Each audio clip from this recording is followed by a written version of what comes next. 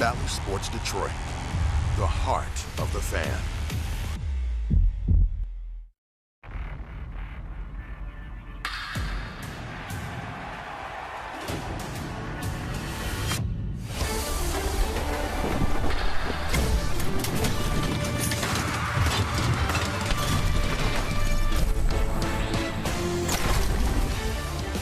Tiger fans have enjoyed a good couple of games in this opening weekend between a pair of good teams. Tigers came back to win the opener while the White Sox were able to hold on and even up the series yesterday. Today, it's the rubber match, the Tigers and the White Sox from beautiful Comerica Park here on Bally Sports. Opening week is presented by FTX, the official crypto exchange of Major League Baseball. Hi everyone, with my friend and my partner, Kirk Gibson. I'm Matt Shepard. Tarik Skubal gets the call today. He was a strikeout machine thrower a year ago, and he looked really strong in spring training. What do you expect today? He looked great in spring training last year. Kind of started out rocky a little bit. 28-6 over his last 23 games. Made some adjustments. His slider got beat on early, then he really got dominating with as the season went on. He scrapped the split finger, the forkball, whatever you may, and he studied where he's got to get the ball. We're going to explain a little bit. Those balls, those pitches on the edges, he's really effective. He's got to get more consistent at that. But the ones down the middle, you got to get some leeway on a couple of those now and then too. So hopefully that starts today. He will battle against a deep and challenging lineup in Chicago with an old yet new face in Tim Anderson at the top. Tim Anderson suspended for the first 2 games of the season. He's right up on top for the Chicago White Sox. This kid is a gamer. He's a competitor. He's got attitude. And you bring Jose Abreu into the picture. He's been doing it, 342 average, both of them throughout their career against the Tigers. But they do it against everybody. So today, what do they say? Going for the series win. First time this baseball season, Tigers got to go out, play a good game, and beat the White Sox for the first time around. And as you see there, both over 340 in their career against Detroit. Miguel Cabrera will help counter for the Tigers. 2 hits so far on the season, 11 hits shy of the magic number 3,000. That countdown continues on a sunny Sunday afternoon in Detroit on Bally Sports.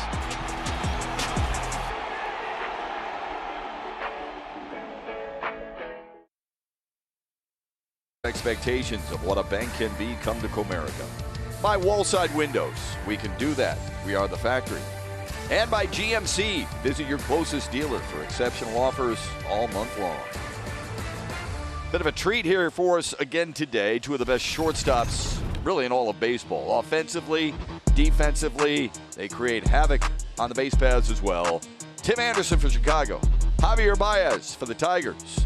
It's Detroit and Chicago in the series wrap-up on Bally Sports. Next.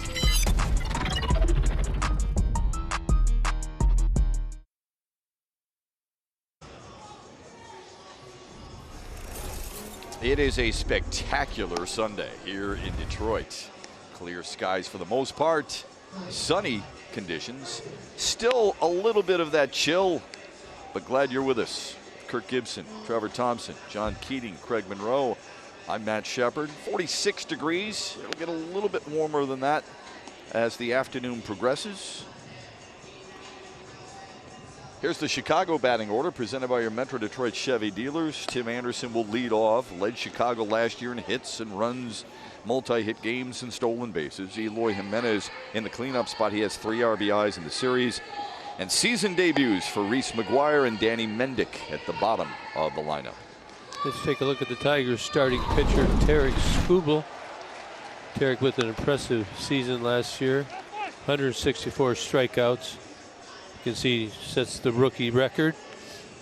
Gone to work this spring, looked very impressive, commanding all of his pitches much more consistently.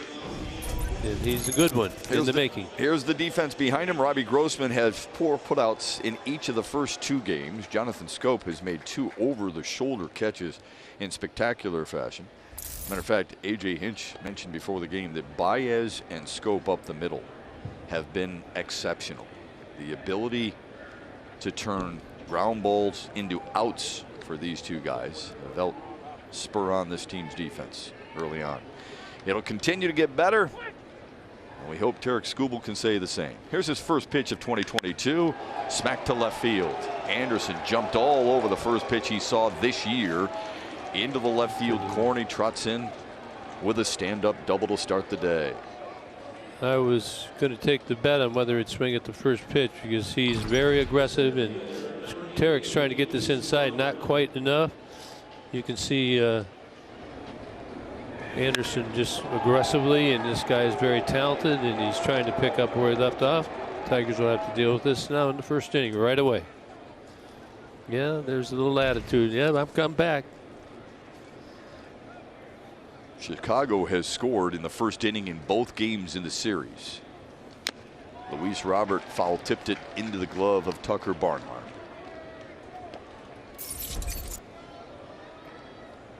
Impressive numbers in a shortened season for Robert last year, and he's off to a 4-for-8 start this year.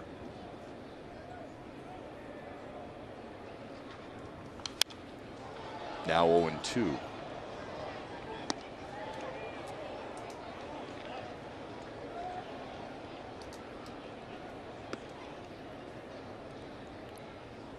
Now 0-2 ahead in the count. This is where you got to make that put away pitch, something that the young Tiger starters had a little trouble with last year, and they're working on being more efficient this year.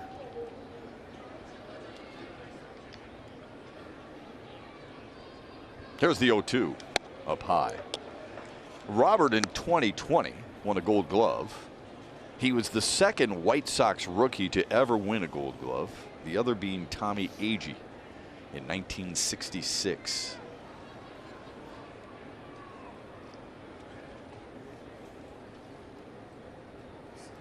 Now the 1-2.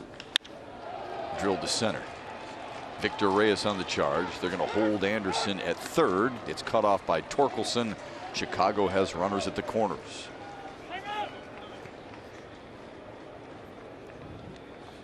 White Sox lineup very deep. We've talked about it here in the first two games. Leaves this pitch up in the zone a little bit. You can see not fooled. Middle. See Anderson up top. Got to wait to see if it falls in, and held because there's only one out. A little hesitation. Wanted to make sure that Reyes didn't come in and catch it. Well, this lineup can flat out hit. Last year, 5th in the AL in runs. We talked about, you're going to miss. We just talked about in the open. You're going to miss some pitches out over the plate. Yeah. There goes the runner. The throw down to second, not in time to get Luis Robert.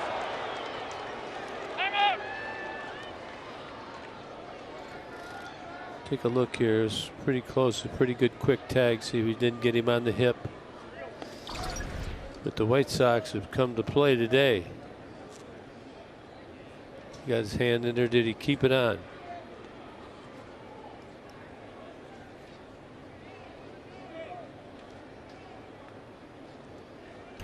Tigers are not going to play all the way in the infield, middle of the infield back.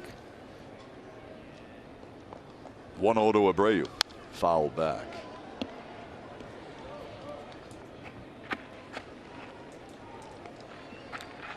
See the defense for the Tigers, as Gibby mentioned, not playing in like they did the last two games early on.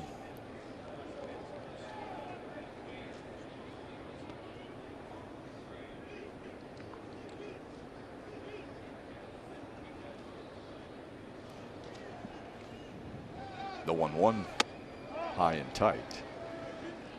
Robert with that stolen bag. Pretty good indication of why he is considered such a high-level 5-tool player. He's got great speed, has a great arm from center field. He can track him down. Hits for power and can hit for average as well. He is a star in the making if he's not already for Chicago. 2-1 to Abreu. Good sliding stop by Barnhart. Ball just stopped right there in front, didn't let it skid away. And you're seeing a little bit of an adjustment here by the Tigers. Tarik Skubal realizes he's made a couple mistakes on the plate. Chicago's made him pay for it.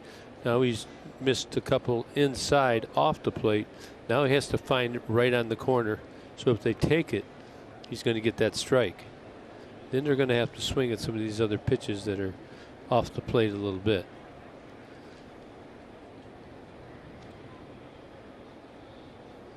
Three-one on its way. On the corner.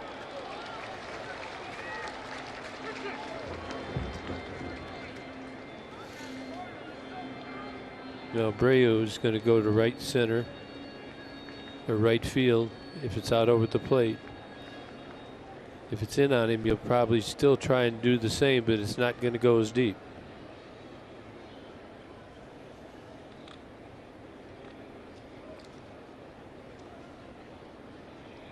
Here's the payoff, and it's fouled away. Today's umpires are brought to you by FTX. John Tumpane calling the balls and strikes in the series wrap-up.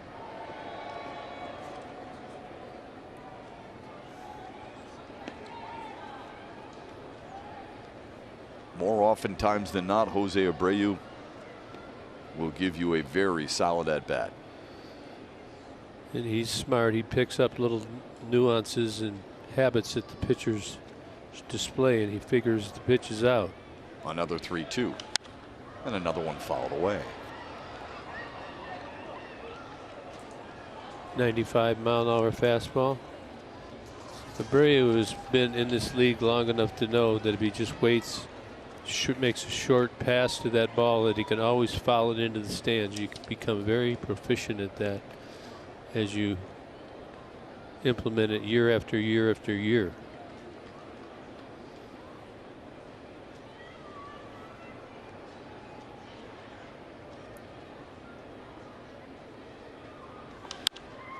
Another foul. Incredible how Abreu can just fight off good pitch after good pitch, waiting for his. White Sox have done a really nice job of making the Tigers starters go pretty deep in inning number 1. Eduardo Rodriguez on opening day threw 31 pitches in the first inning. Casey Mize 18 yesterday. This is number 14 coming from Tarik Skubal. On a one hopper to second. Schoop will watch Anderson score. Robert move up, but get the out of Abreu. One away, but 1-0 Chicago. Well, that's not bad. Very smart play by Jonathan Schoop in my book, because you just take your out. Let's get out of this inning. The White Sox have jumped early. He thought about throwing it home. Anderson very quick, takes the out. Now you've got runner on third, one out, and you try and go to work on this. But Skubal did keep that ball in on Abreu's hand, so he couldn't do damage. In the pitches, you're seeing that he's starting to make that adjustment and getting that inside pitch in, which will open up his other pitches. Now he deals with Eloy Jimenez. Taps it foul. Now let's take a look. Right out of the first pitch of the inning, he's trying to get it in. He doesn't get it in. Tim Anderson, we've talked about him. He's getting all over him. Now they come in, they steal the base. Chicago's coming to play early. Now the block by Barnhart. Another block. And then you're going to see him get in on Abreu, so he can't elevate the ball up the gap. And they only concede one run with the chance to hold him down to only that run. I'm being a little intense, but these adjustments are being made quickly because of need. Chicago's pressing. Well, Gibby, you're also playing catch up on a regular basis. That's not always an easy thing to do in any sport. No, what you're going to want to see Skubal do is just stay coming out positive like you did. Just minimize it. Don't get frustrated. You know what you got to do. Just start executing those pitches. Hopefully you go in there and the Tigers get some runs and get a long inning. The Tigers have shown they can hold and come back through the middle of the game. This is only the first inning. Don't want to lose your composure here. The 2-1. Popped foul. They have a pickoff there on that. Did I see that?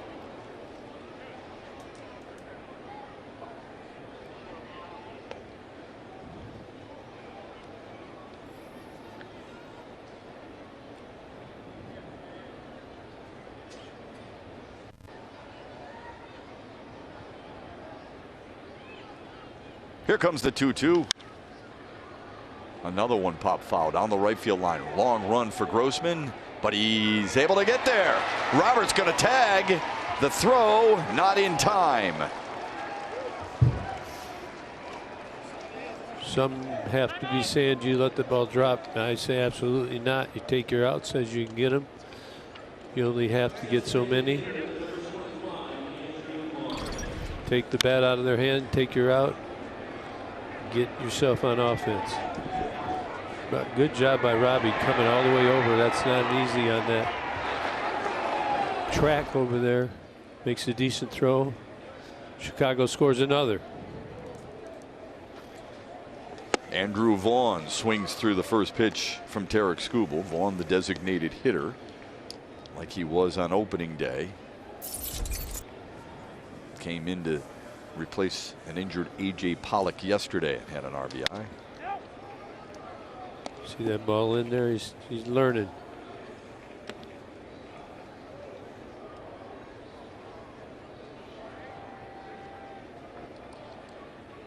The 1-1. On the ground is short. Baez on the short hop, able to throw out Vaughn. Here we go, boys. Let's go. Chicago gets a couple of hits and a couple of runs to take the early lead again. Bounce back with their offense, and here's their batting order presented by your Southeast Michigan Ford dealers. Javier Baez 4 for 9 in the series already, batting third. Victor Reyes, first game started for this season. He was a pinch runner on Friday night, and Tucker Barnhart is back in the lineup after sitting yesterday. Got the pitcher Michael Kopech for Chicago. 4-3 record last year. Lots of gasolina. He's got good velocity. Got up to a nice start last year. Had a rough second half. And he'll be formidable for the Tigers today. Yeah, spent the majority out of the bullpen last year. The White Sox starting defense brought to you by Marygrove Awnings. Adam Engel 8 starts in right field a year ago. Tim Anderson and Danny Mendick in their first starts this year, and Reese McGuire behind the plate. Josh Harrison is at third base. He's played second base the first 2 games. Made 17 starts at third base last season with Washington and Oakland. Robbie Grossman leading off, and then Austin Meadows and Javier Baez against Michael Kopech.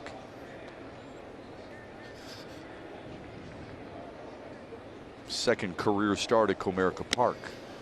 Now, Kopech. different parks, they have different mounds. This is Kopech warming up right here. Is he comfortable with the mound? You see he stumbles off of there. He got 6 more pitches before that, but you know, this kind of things maybe you look for if you're Robbie Grossman in the on-deck circle. You see that? I'm going to take one. Let me see how he feels. Tigers, the old Tiger Stadium, they had a crooked mound and a flat mound. Not many liked it. They said, well, actually it was a crooked plate, which made the mound off center as well. Let's ask Luis Gonzalez. Two balls and a strike. They play Grossman to pull. It's 3-1 to him. How were your teammates with that that crooked? I never plate? noticed. It's just certain guys did. After you play a while, regardless, you get comfortable. That's one of the ways they call it home field advantage. Swings through it to make it 3-2.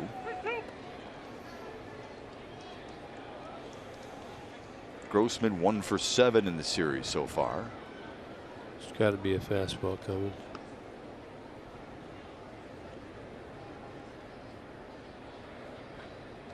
One away. It's explosive. 97 right there.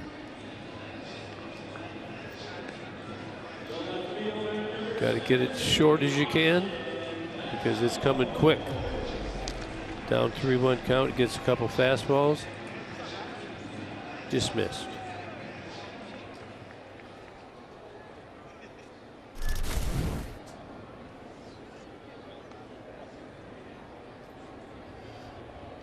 You see that his high in his repertoire of outs. What was that, 50%? Yeah, that's a huge number.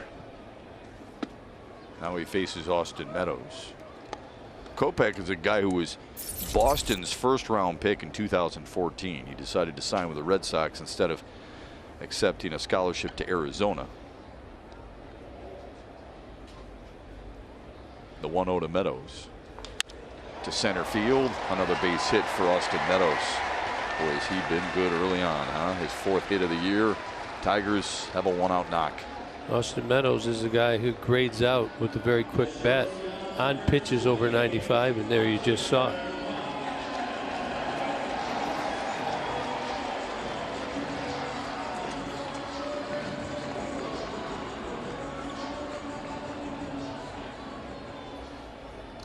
See how Javier Baez handles the heavy stuff from Michael Kopech. Kopech, by the way, traded to Chicago with Yoan Moncada as part of the Chris Sale deal in 2016. Kopech has got a high leg kick. Last year, 10 for 10 opponents were. Stolen base caught stealing. Not caught, did not catch a guy. So down 2-0. I'm not sure Grossman will want to, or Meadows will want to go, but that's a nice stop there, huh? Yeah, it was bounced in there, and Reese McGuire able to play it off his chest.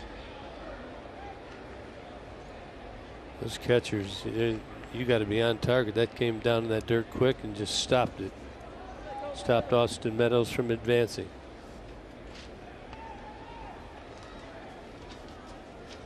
Baez ahead in the count. 2-0. Fouls it back. John Keating and Craig Monroe talked about it on Tigers Live pregame when Baez taking blame yesterday for running into an out at home plate. You just don't see that very often in sports or society, really. Somebody taking ownership of a mistake they made. Wait a minute. They say they do it, not as much maybe. But that is a manager's dream, to have one of your star players hold himself accountable, because he's going to hold his teammates accountable too as well. I mean, if you make a mistake, you admit it and you correct it. Yeah, it happens, right? You can't assume that it'll just get handled, in my book. He waits on the 2-1. Here it is. Wave and a miss. If you missed our broadcast yesterday, he thought the ball had bounced away from Yasmani Grandal at the plate further than it actually did. He took off from third to home, and he was thrown out at home with Miguel Cabrera at the plate. And Baez admitted, look, I can't do that, especially with Cabrera up in the box. Fouls it away. You're going to see it right here. What this shows us, Shep, is baseball IQ.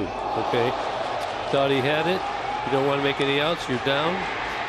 A good play by Grandal, and they covered the plate. The pitchers are generally not there.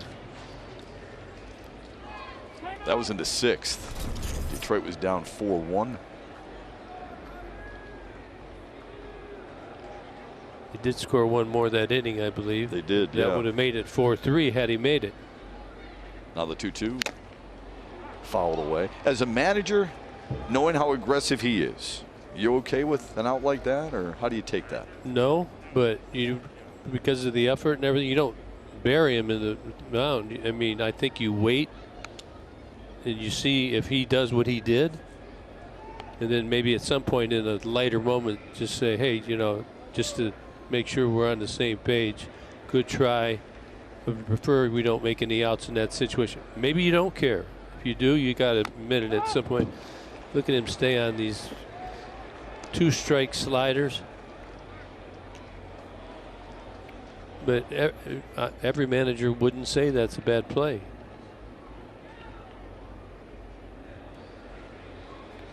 Hard to get on people who hustle.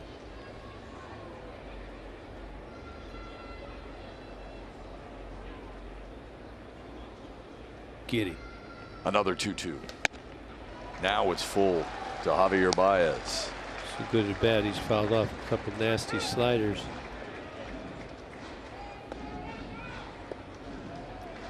Looks like Hobby likes that fastball down just a little bit. And he likes the hanger, the spinning cement mixer. Popped it up. Foul territory. Josh Harrison immediately called for. There are 2 Tiger outs in the first.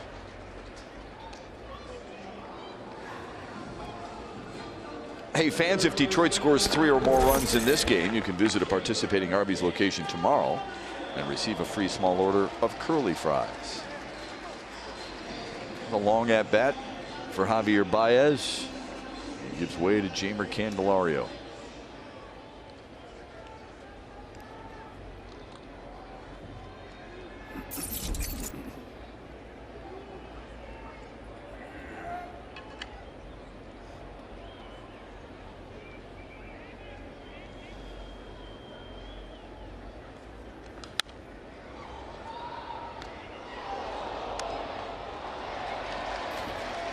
One hit for Candelario in his career off Michael Kopech. It was a home run.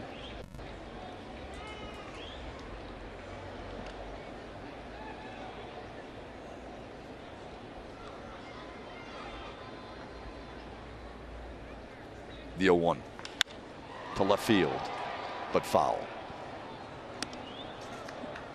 A hit yesterday for Candelario, and it was just inside the third base bag.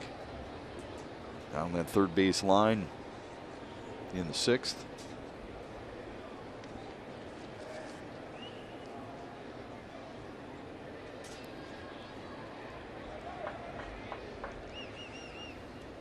There goes Meadows.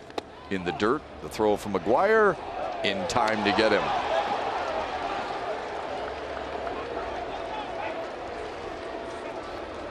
Good pick by Tim Anderson too, by the way. And McGuire throws pretty good. That's why he's in the lineup today, and he cuts him down. Shut down the Tigers' running game there. The Tigers are done in the first. They're down 2 as we head to the second.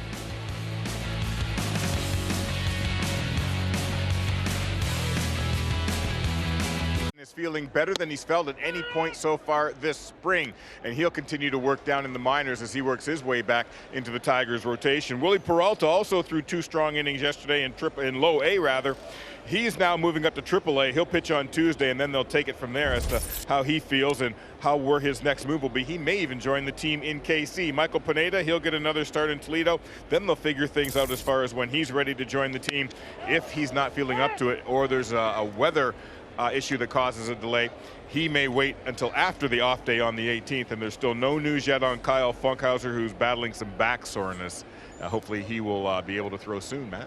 It's really good stuff, Trev. Thanks very much. I mean, those arms really, I don't want to say totally remake the bullpen and this pitching staff, but they are needed. Harrison looks at strike 3, and Tarik Skubal has his first strikeout of the year.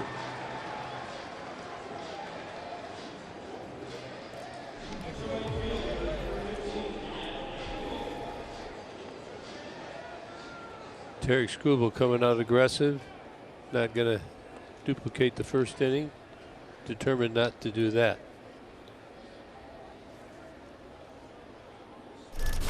Here's Adam Engel. Harrison still barking, didn't like it.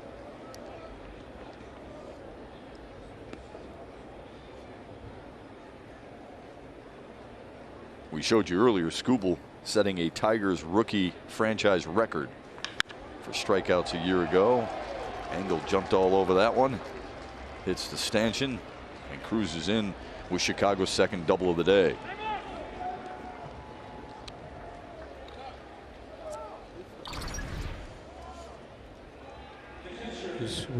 White Sox are very aggressive on heaters early. Swinging the bat's good. 1 out double.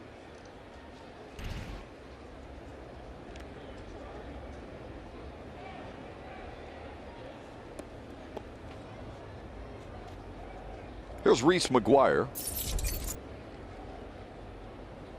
See there, 78 games with Toronto a year ago. He's been in the Toronto organization the past 4 seasons. And looks at strike 1. Originally a Pittsburgh draft pick, first round Pirates pick in 2013. The 0-1 is fouled back. Watching Skubal really going to his hand right after he throws. It must be breezy, chilly on that hand. Pitchers in this chilly weather, they have to find just right within, you know, a range of, they have the proper feeling when they go to release that ball. Barely got a piece of that. Now just watching McGuire swing right there, it looks like he's going to left field, left center, and it doesn't look like he's just kind of slapping at it. Would move in a little bit, maybe cheat in. See that ball going to the outside part of the plate. Another 0-2. Got him.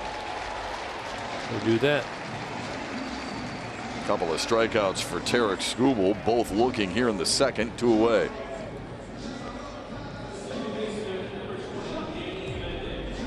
Nice 96-mile-an-hour heater right down in the corner. Down he goes. Now the number 9 hitter, Danny Mendick.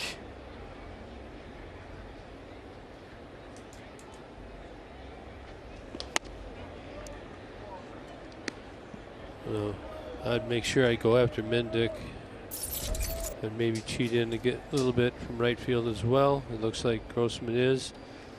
And I want to make sure I get Mendick because Tim Anderson's on deck and they would not want to come up with him with a couple guys on base against Anderson.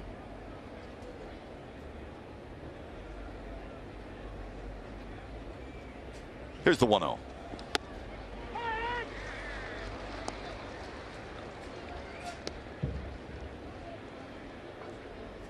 Talking with A.J. Hinch during spring training, asked him, what do you see from Tarik Skubal that maybe is different? He said, I see a pitcher who is more convicted in using his whole arsenal, turning into a pitcher rather than all power. Ahead in the count, 1-2. Yeah, he's got kind of got to learn some tricks, how to use your ability. How are they going to get Tim Anderson out? How are they going to get Abreu out? You're going to have to get aggressive. You have to use both sides of the plate and off the plate. Just missed inside at 96. And when you're in the same division, you play each other so many times. I could see that this, to get the job done and compete with these hitters from Chicago, I can see some aggressive times this summer. Playing the game right, playing it hard. But this, I think, is going to get very interesting. He works his way through a 1-out double by striking out 3 in the inning. Skubal, 164 punchies a year ago, 3 in the second inning alone. Tickets for select weekend games in April and May with our Welcome Back Weekends presented by Chevy. Don't miss the Rockies, Orioles, and more, all for 50% off. Act fast. Offer ends tonight at midnight. Go to tigers.com/weekend.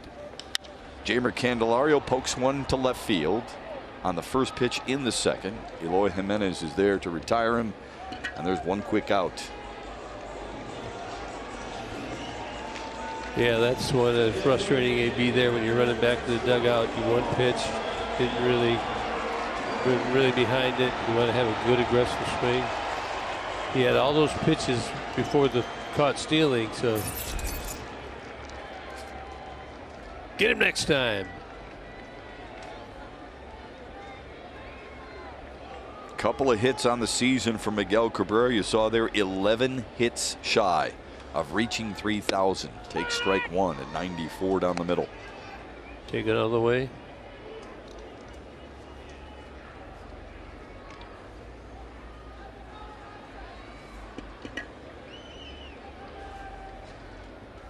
Fouls the second offering back, and it's 0-2.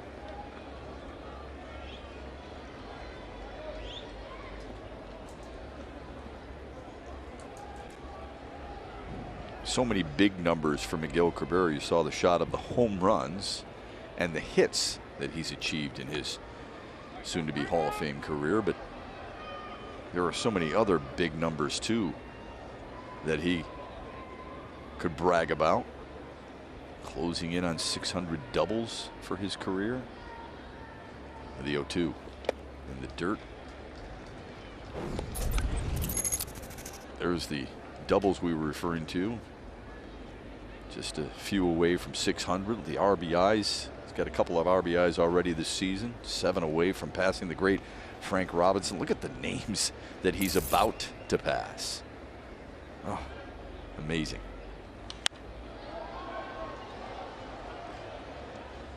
Yeah, if you know all those other names, it's okay to date yourself. Yeah. Well, don't take a back seat to anybody. If you're a baseball fan, you probably do know him. I hope you do. Even if you're not old, right? Yeah.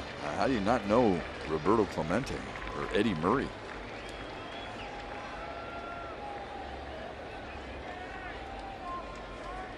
Another 1-2. Low and away. Tough take.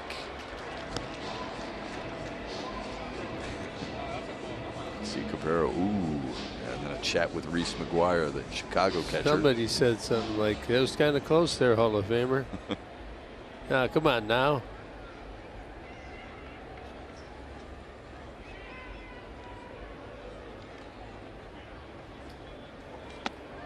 He's worked it to a 3-2 count. Miggy really, we've seen a lot of 3-2 counts out of him this year. Spring training and the season, he's really battling. He's seeing the ball good, you can tell. Boy, he was in great spirits before the game today. He was joking with our Craig Monroe. We're on the batting cage earlier, smiling, laughing. Here's the payoff. They walked him.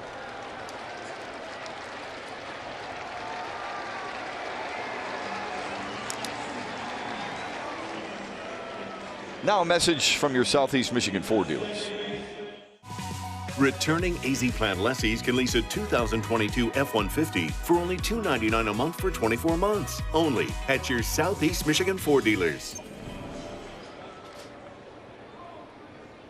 Man aboard with one away for the Tigers here in the second. They trail 2-0. Chicago scoring both of their runs in the first. Jonathan Schoop stands in and looks at strike one at 95. I liked your pick, Jonathan Schoop, today, and picked the stick. He's got a quick bat, likes the fastball. And if you hang a slider, he'll jump you there too. How about a 2-run jack here? Slams one, left center field. Robert got a good jump, and he's got it just shy of the wall. It's a good swing. It was very good. Just missed that. I mean, he does have a quick bat. He hits velocity. Veteran guy, he's kind of figured it out over the years.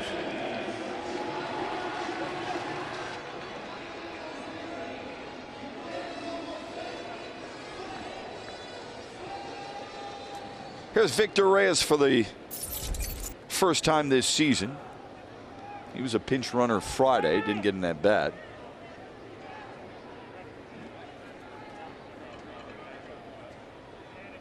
Tigers like the fact that in spring training he was getting the ball in the air a lot more. See if he can do that here today. Got a different setup. A little different, yep. Bat hands are a little different, yep. Hands are up closer to him. His bat is up and down. But he does move it in the pre-pitch. Watch, those hands will move to his ready position. Fouls it away. That's his go zone right there. He hammers that one down and in. Yeah, what he did is on the stance change, he raised his hands, as Gibby pointed out, stands up a little straighter, and just wants to generate a little bit more power. Put on a good 10+ pounds of muscle in the offseason too. Here's the 1-1. Swings through it. 1-2. Want to try a play off that one. That's too high with that velocity to catch up. But it's inviting. 6'5", 215 for the 27-year-old Victor Reyes. Here's the 1-2 outside.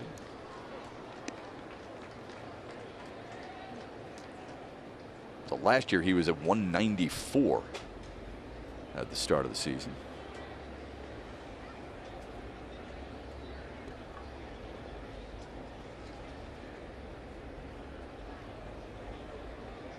Get out of that box. There you go. Never game within the game sometimes. Pitcher stepped off. You get in there when you're ready. The 2-2. Grounded foul.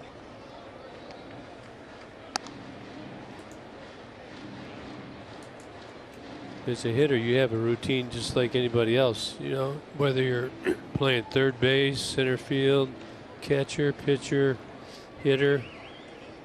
Doesn't feel right, get out. When a pitcher disrupts that, certainly get out. Another 2-2. Outside, making him work. It's a full count to Victor Reyes.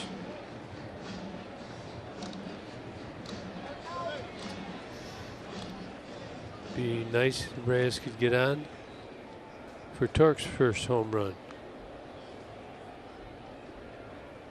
Here's the payoff. Fouled away.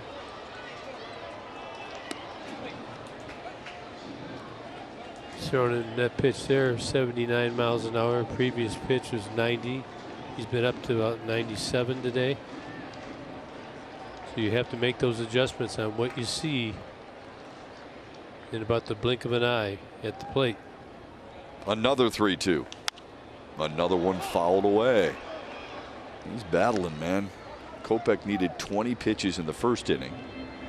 He's thrown 18 so far here in the second.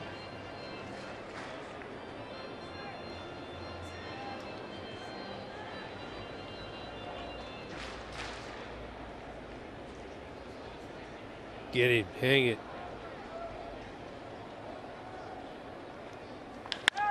Fly ball, right center field, and deep. That ball is up against the wall. Cabrera will score. Reyes long striding his way to third. He's in there with an RBI triple, and the Tigers are on the board.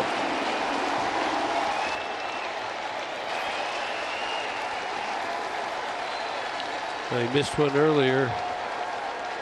Did not miss this. Down and in. Good bat. Path right down there. Look at this. And it jumps. Nice and calm. Big, strong kid. Easy triple. Miggy gets his running in. He's warm now. Scoring from first. Talking with Victor Reyes before the game today about playing for the first time after playing a lot in spring training, and then suddenly you're playing for the first time after a couple of days off, and he says, I just got to stay with my routine. The hitting, the fielding, the lifting, like you said, Gibby, they have routines just like pitchers do. And you got to find a way to get comfortable. Tork right there takes a slider. Kopech has lost a little bit of his control. Heater in.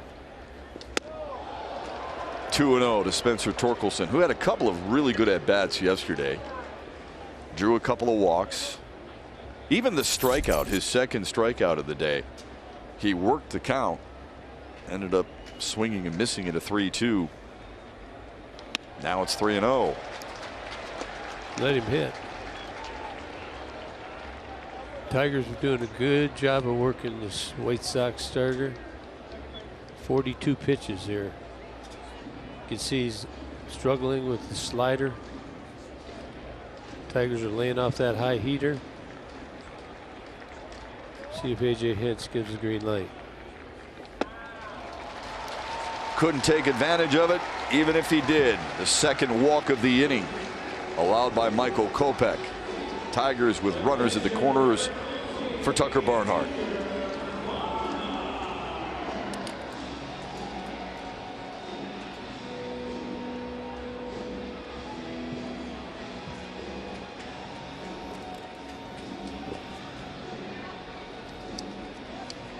visit from Ethan Katz, their pitching coach. Never miss a moment of Tigers baseball again. Stream your team on the Bally Sports app. Get scores, highlights, and watch the Tigers live only on the Bally Sports app presented by T-Mobile. Ethan Katz was one of 4 members of the White Sox who were at Little Caesars Arena last night, taking in the Red Wings game. Good game, great crowd.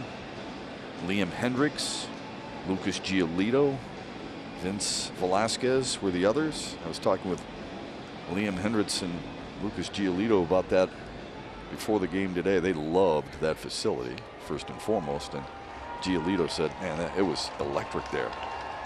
Really fun. Saw a couple Tigers out at the Majestic last night too. There was some excitement there. Let's have some excitement here. That's 2 nights in a row for you at the Majestic. Why don't you just live there? No. Come on now. Say I did good. You did. Energized. Did very well, yeah. Was responsible. Barnhart in the air to center field. Luis Robert where he stands. The Tigers do score one, though. They take advantage of the 1-out walk with a Victor Reyes RBI triple. Here comes Chicago in the 3rd, and the leadoff man, Tim Anderson. It involves this Tigers headache, Tim Anderson. Tim Anderson, first pitch of the game after his 2-game suspension, hit a bullet down into the left field corner. There's no way out of this guy other than to fully engulf yourself in the competition. And I'm saying you have to control the zone. 300 or better in 3 straight seasons for Tim Anderson. And like, that was a good pitch. You know, you want the strike, but you just can't throw it in there. If you get in, you got to crowd him.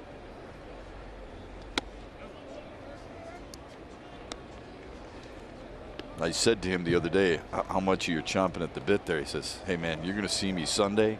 You're going to see me all year long. I can't wait. An all-star a year ago. The 2-0 fouled away. The belief is, Gibby, you got to try and make him uncomfortable. How do you do that? Yeah, no, you throw him away. He's throwing him breaking balls. You try and disrupt his timing. You're going to have to throw it in. You may clip him sometimes. If he gets on, he's going to steal too. I'd pitch out like 2 or 3 times in a row. He's going to go. The 2-1 moved his feet. Remember 2 years ago, 2020, he was 2nd in baseball in hits on pitches out of the zone. So even when you miss, he can hurt you. Only Eddie Rosario in 2020 had more hits out of the zone than Tim Anderson. Hold on. 3-2. That ball inside, he did a good job of mixing that in. You're going to have to get it on the corner and make him hit that ball out of the zone or just on the corner or on the outside corner as well. And just the ones down the middle, he's proven already what he's going to do. Got to be at your best. Base hit.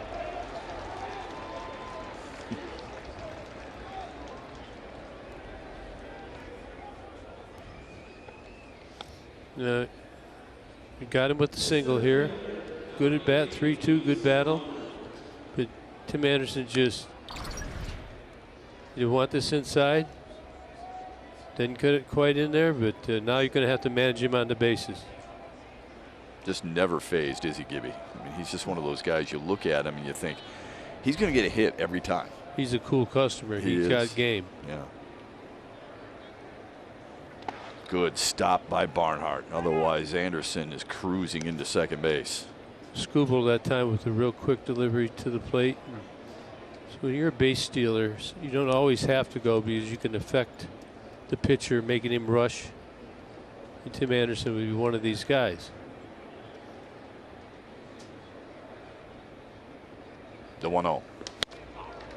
Couldn't catch up to that one. 1-1 to Luis Robert.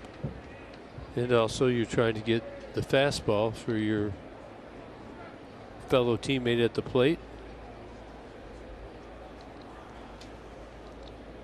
Anderson had 18 stolen bags a year ago, but he was caught 17 times too.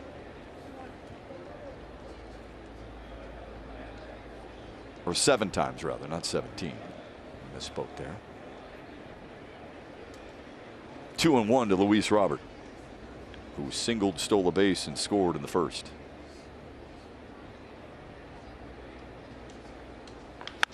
Sharply to third on the backhand. Nice. Sweet pick by Candelario. Couldn't turn the double play, but just to get Anderson at second was something special. There's a bullet topspin.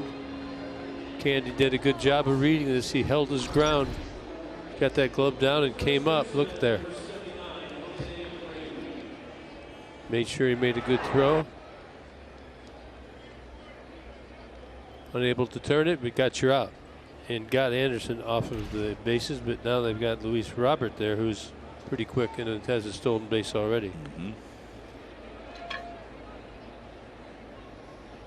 Not much chance to exhale if you're a pitcher against this top of the Chicago order. Jose Abreu stands in now.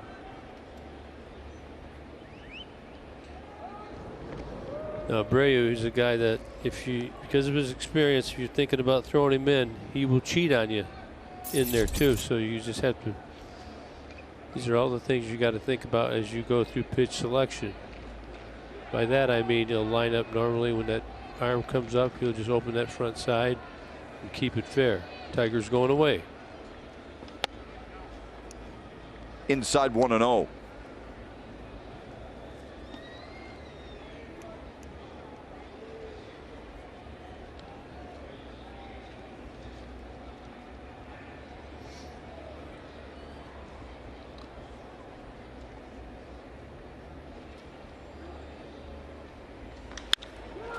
In the air to deep right center field.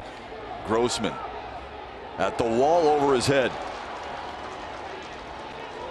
They're going to wave home Luis Robert. Here's the throw from Schoop, and it skips by Tucker Barnhart. That ball hit the lip and really skipped and stayed down. Well executed relay. Didn't get a favorable bounce.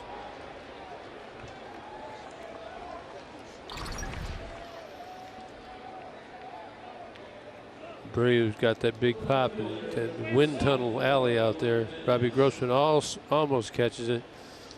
Good job. Dropped that ball there. Good pick. Just stayed down. Couldn't hold on.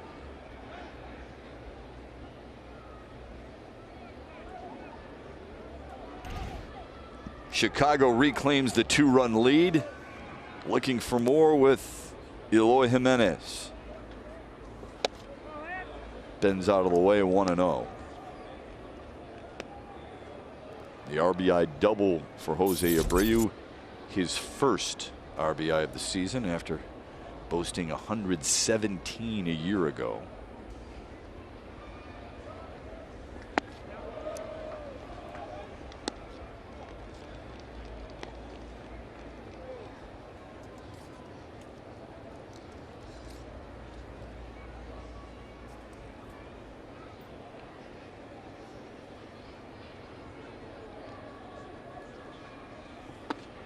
It's 3-0 to him. Sacrifice fly for Jimenez in the first.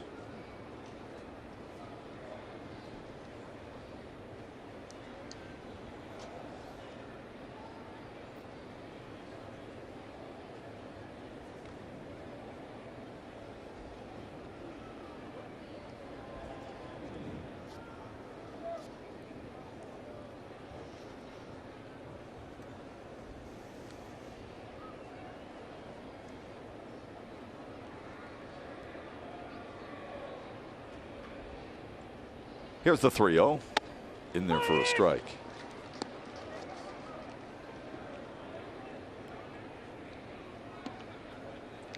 Chicago 3-1. 5 hits. 4 of the 5 hits versus Skubal's fastball. So they're saying you got to throw that off speed over to get us off it.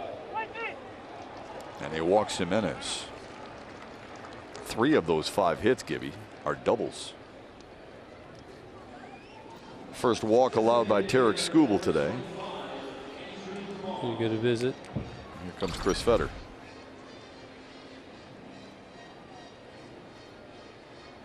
Yep, he held up.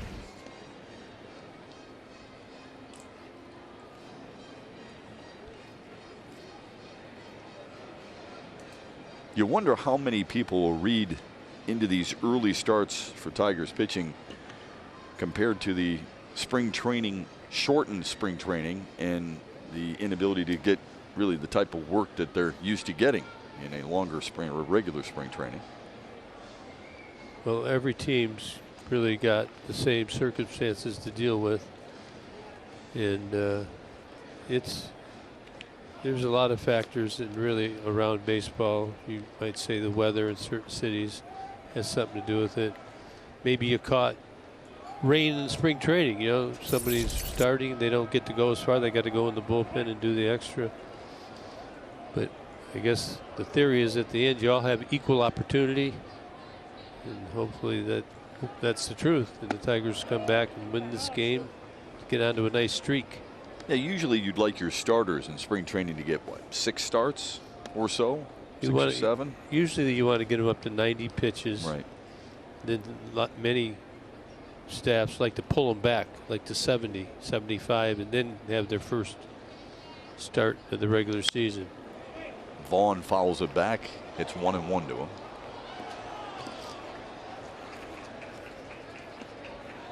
Andrew Vaughn grounded to Javier Baez in the first.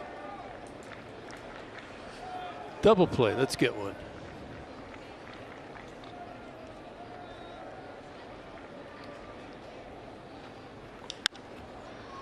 In the air to right field.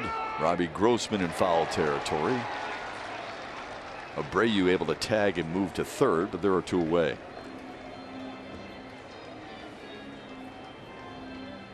Hey, Michiganders, just because you don't live in Detroit doesn't mean you can't run the D. Join us virtually for the I Ran the D 5K and get the ultimate Detroit sports shirt.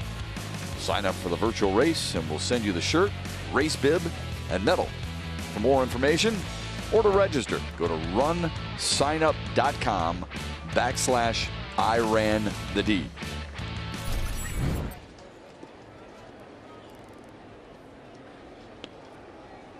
Beautiful Sunday here in Detroit. Crisp but sunny. Chicago 2 in the first, 1 so far here in the third. Here's Josh Harrison, who struck out looking in the second.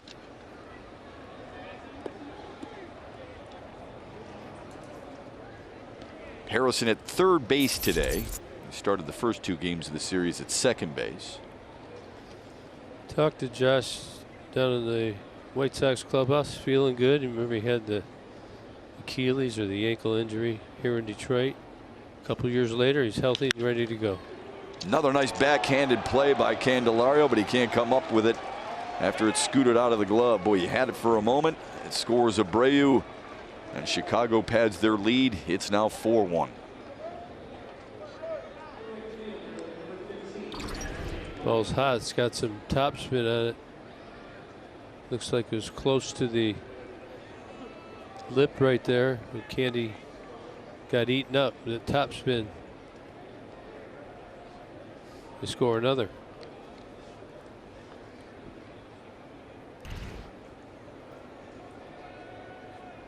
Adam Engel stands in. He doubled his first time up.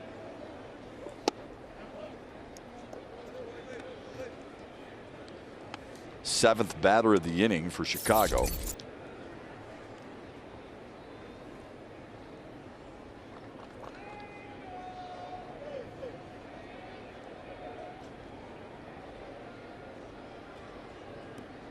Here's the 1-0. In the air to left field. Austin Meadows has it, but Chicago scores 2 more times here in the third. They've grabbed a 3-run lead in the rubber match with the Tigers. Customers can score a free MLB TV subscription at T-Mobile.com/MLB. Kirk Gibson, Trevor Thompson, Craig Monroe, and John Keating. I'm Matt Shepard. Glad you're with us on this sunny Sunday afternoon. Tigers in a 3-run hole. They're down 4-1 after Chicago scored 2 in the first, 2 in the third. Detroit got their lone run in the second thanks to an RBI triple from Victor Reyes. Now Robbie Grossman tries to get things rolling here in the Tigers half of the third.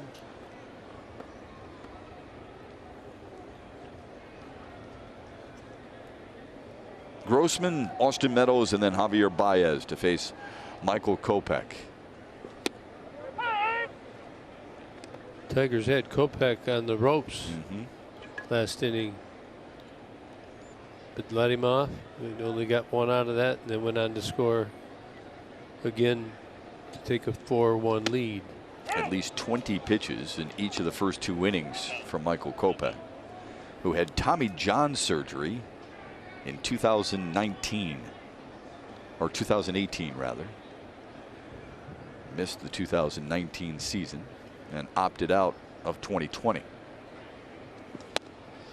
Now think of Grossman's first at bat, got ahead in the count, then swung and missed on a 3-1 pitch, swung and missed on a 3-2 pitch. Chicago starts him off with 2 breaking balls. You'd think, man, the fastball's working for him. So pitched him totally backwards, and now he's down 1-2. High and tight, 2-2. And the heater's gone down from 97. He's 94, 95. If that's any consolation. Chicago's defense playing Grossman to pull. Here's the 2-2. Checked his swing in the dirt, and it's a full count to him.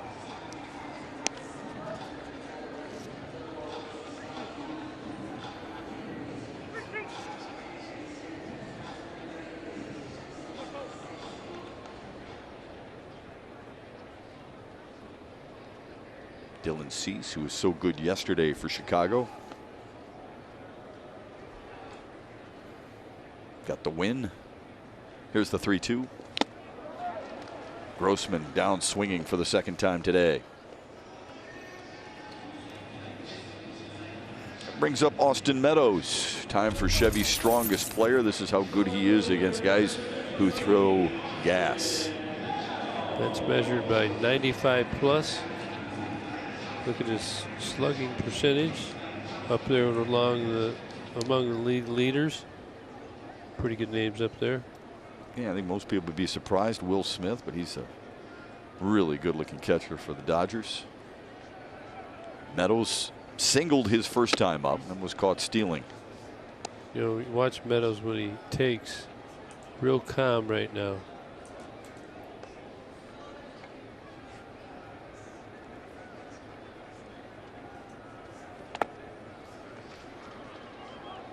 Tigers had a kind of chilly day on Friday, a little colder yesterday. I think we were talking and we were asking ourselves the question, does the weather have any effect, the coolness of it, how fast or how far the ball travels? It seems like it doesn't travel in the cold sometimes. And look at the data. That's slugging percentage by temperature. Now, do you think that's because the ball compacts more, or is it because guys are looser when they're warmer? I think guys are looser when they're warmer. What do you think? I think that sometimes you have a tendency to put too many clothes on when it's too cold. I remember those August days, though, when it's really hot, where you could fry an egg on the St. Louis turf back in the 80s. Had to go down in those days. Could barely grip your bat. So wet. 2-2 to Meadows is fouled away. Chicago trying to pitch Austin Meadows outside. Got a couple of strikes there. Only hitting 161 in, I believe, his career on balls considered outside corner. But he's shown he handles the rest of the plate so far. He got 4 or 5 hits already this year. Here's another 2-2. Swung on and missed. Kopech with 4 strikeouts now on the day. Had some depth to this curveball right here. Up and away, up and away. Wasted one in. And he throws a slide. Look, that's a breaking ball. Straight down.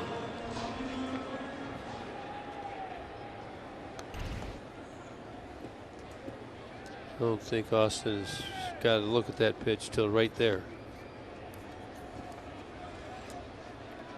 2 outs for Javier Baez.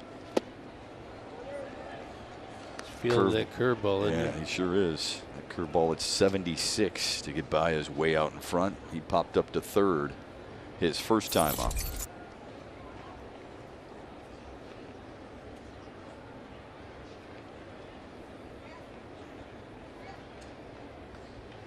Here's the 0-1. Back up the middle. Chicago had him positioned perfectly. Tigers go 1-2-3. Tarik Skubal had a bit of a problem with the home run ball last year. He explains why when we come back.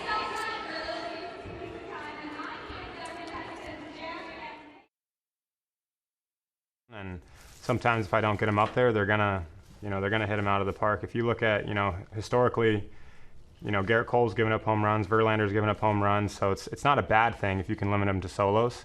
Obviously the number needs to come down, but I think that comes with not throwing fastballs and fastball counts and the command of the fastball. Maybe when I miss, let's miss in or miss away as opposed to miss middle of the plate, because I think that's where a lot of damage gets done.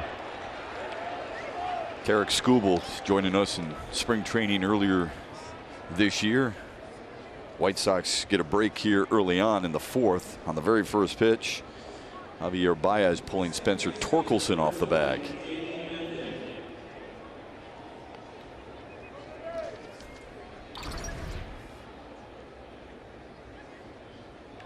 See the throw right there. Good job of hustling by the White Sox right there. And they're really opportunistic right now. They're really into left field off the bat of Danny Mendick. Meadows will give chase in the corner. McGuire being waved home. No throw. It's an RBI double from Danny Mendick, and the White Sox take advantage of the error.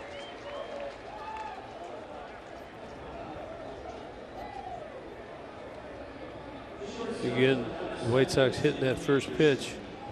Looks like a heater right here. And Mendick's all over it down in the corner. Austin Meadows can't get it quick enough to cut down McGuire. They score another. Listening to that clip by Tarik Skubal, everybody's trying to learn all the time. I think you get frustrated because of this game. Where do you get your information? You get it from your coaches, obviously. I think more specifically, hitters need to get information from pitchers, and pitchers need to get it from hitters. You're not going to get them from the opponent's hitters generally, unless maybe you're at a charity game in the off season, right? Mm-hmm. So you spend a lot of time with your hitters, and you hear what they have to say, and vice versa. Everybody's got good stuff, but you got to learn how to manage it. When you play good teams like the White Sox are playing well right now, you have to find out how to counteract it. Anderson fouls it away. Well, we're in the fourth inning only, and Anderson is already up to bat for the third time today.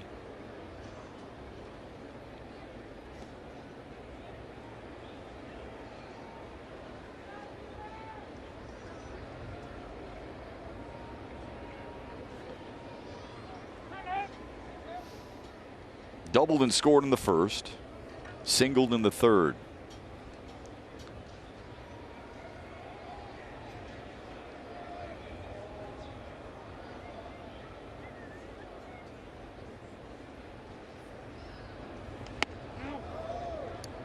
Two and one now to Tim Anderson. You could see that last pitch there, Skubal wanted another pitch. So this is part of learning catchers and pitchers and what people like to throw.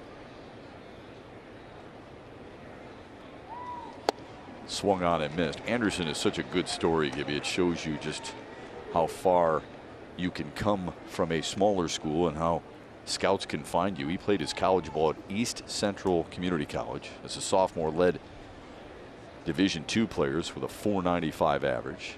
That's all. Named a .495 junior college All-American and transferred to UAB. Fouled away. Think about when you're scouting, different players are at different stages of development and maturity. So that's where one of the big variables that you have to predict. Tim Anderson, I don't know who got him, but they got him right. Sure did. At community college, by the way, in Mississippi, Decatur, Mississippi.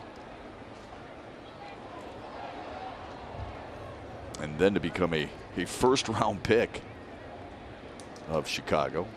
17th overall back in 2013. Boy, has he been good for them.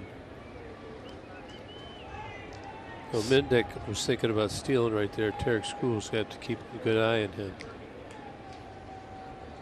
2-2 is on its way. In the air to center. Reyes has got it.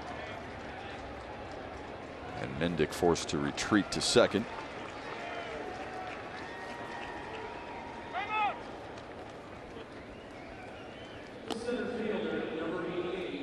This is what Tarek Skubal was referring to when he sat down with us regarding the home runs.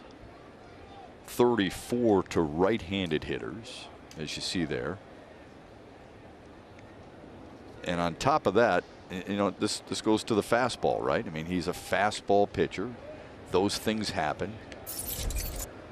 Allowed a lot off his fastball. 22 to be specific. And today, 6 of his 7 hits are off the heater. So he's got a good fastball. We know that. You know, there's location is always big in that. I don't know if he tips his pitches from time to time. Good pitch there. Pulled the string on it. But these guys look every game at everything they do the players and the coaches. You got to watch that you don't overanalyze. Sometimes it's his fate.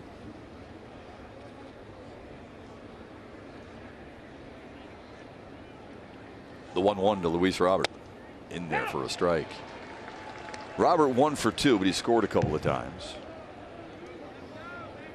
I can tell you, I sure don't have the answers. I'm not a pitching coach by any means.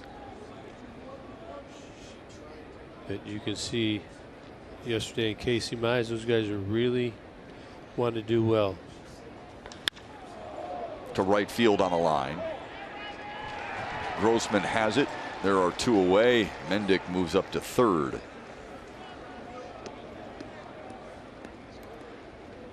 Now time for our Charmin Ultra Strong stats. You saw the thing that maybe he struggled a little bit, but look at how good he was at punching out batters. The most by a rookie in Tigers history. That's encouraging there as well.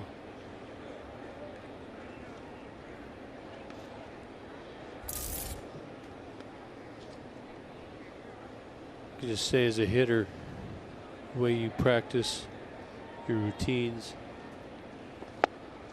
Fooled Abreu on that first pitch, way out in front at 74. Is that the knuckle curve right there? Could be. Yeah.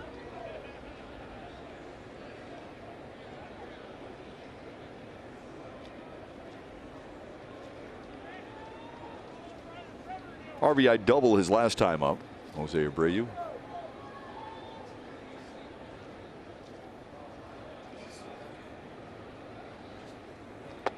In the dirt to even it up. 5 runs, 7 hits, no errors for Chicago. A run on 2 hits and 1 error for Detroit. Good day to have a comeback. Don't get too discouraged.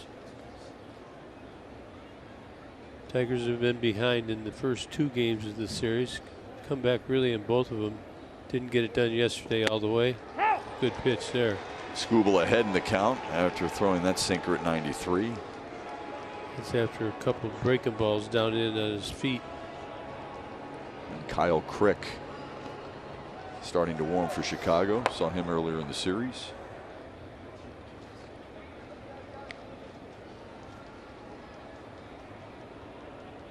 The 1-2 in the dirt, breaking for home, and Barnhart able to tag out Mendick.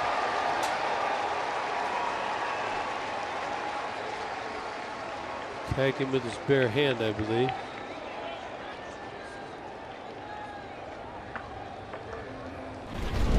Keeping that ball in front of him. He dives to make the play.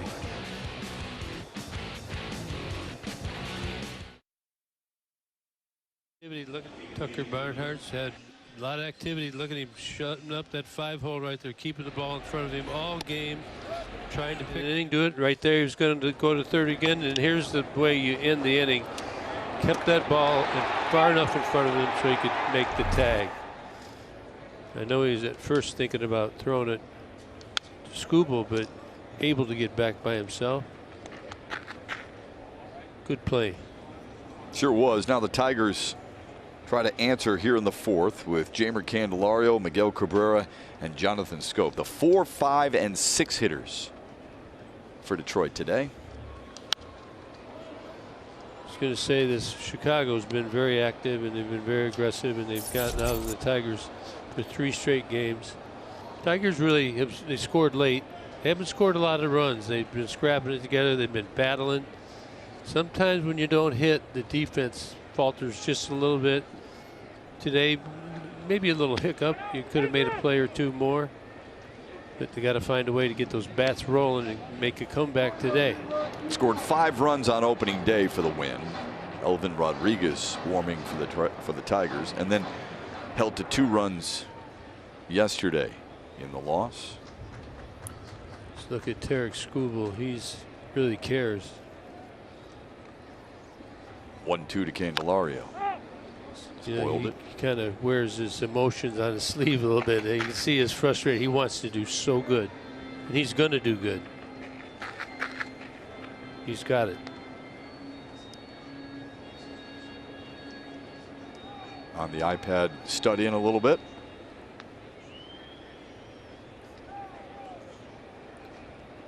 One-two to Candelario. Popped it up. Left side of the infield for Josh Harrison, right at the third base bag.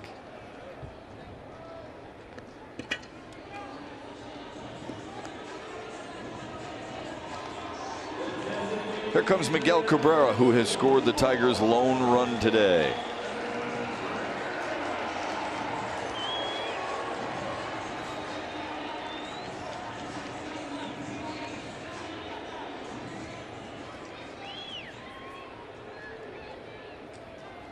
Walked and scored in the second.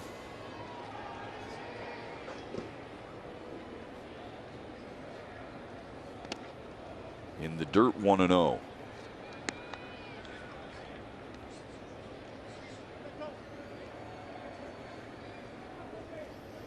Looking for Miggy to start it off here. He did it with 1 out in the second. See if he can do it again here in the fourth. It's high, 2-0.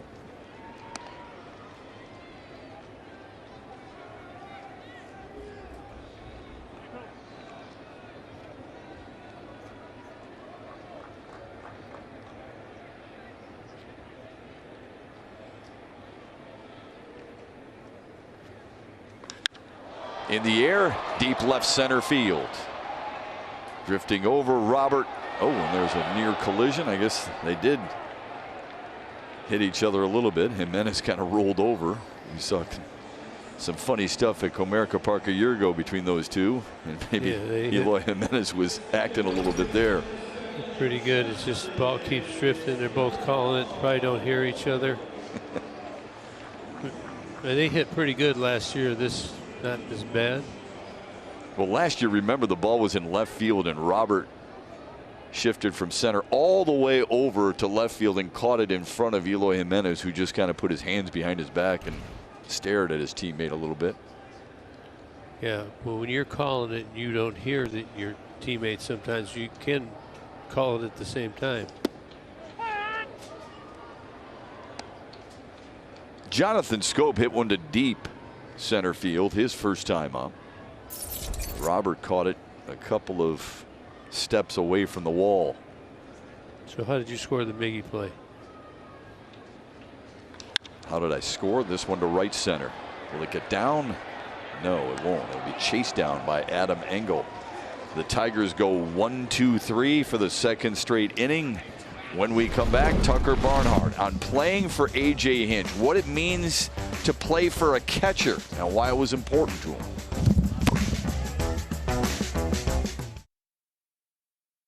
Always wanted to play for a catcher, and I think that there's just little nuances and there's little things that if you haven't been behind the plate, it's really hard to understand.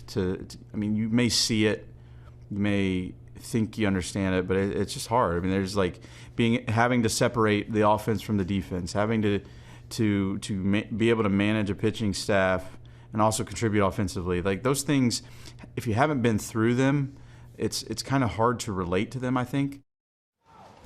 And does just that. A.J. Hinch telling us about Tucker Barnhart, that he's always going to contribute more to the game behind the plate. And the fact that he embraces that means a lot to A.J. Hinch and the entire pitching staff, quite honestly. He will now catch Elvin Rodriguez. The catchers fraternity, right? I mean, they obviously, there's many catchers. Here's a wall side windows pitching change. Rodriguez comes in, 18 starts last year with an opportunity. What a way to be thrown into the fire in a wall side windows pitching change, huh? You face Jose Abreu right out of the gate. Abreu was at the plate when Danny Mendick tried to score and on what he thought was going to be a pass ball, and Tucker Barnhart reached out and tagged him out as he was trying to score. Good explosive fastball there. Rodriguez, Gibby, came to Detroit from the Angels in the Justin Upton move in 2017. 2-2 to Abreu. Nice snapdragon right there. Upton, by the way, designated for assignment by the Angels. Surprised many. His first year was with 2007. He's in the dirt, and another good stop by Barnhart, but it's 3-2 to Jose Abreu. These young kids are coming. They come fast. They say they're coming faster. Yeah, Tigers love his demeanor. He's got really good stuff. Good delivery. In his major league debut, gives up a fly ball to center off the bat of Abreu. Reyes is there.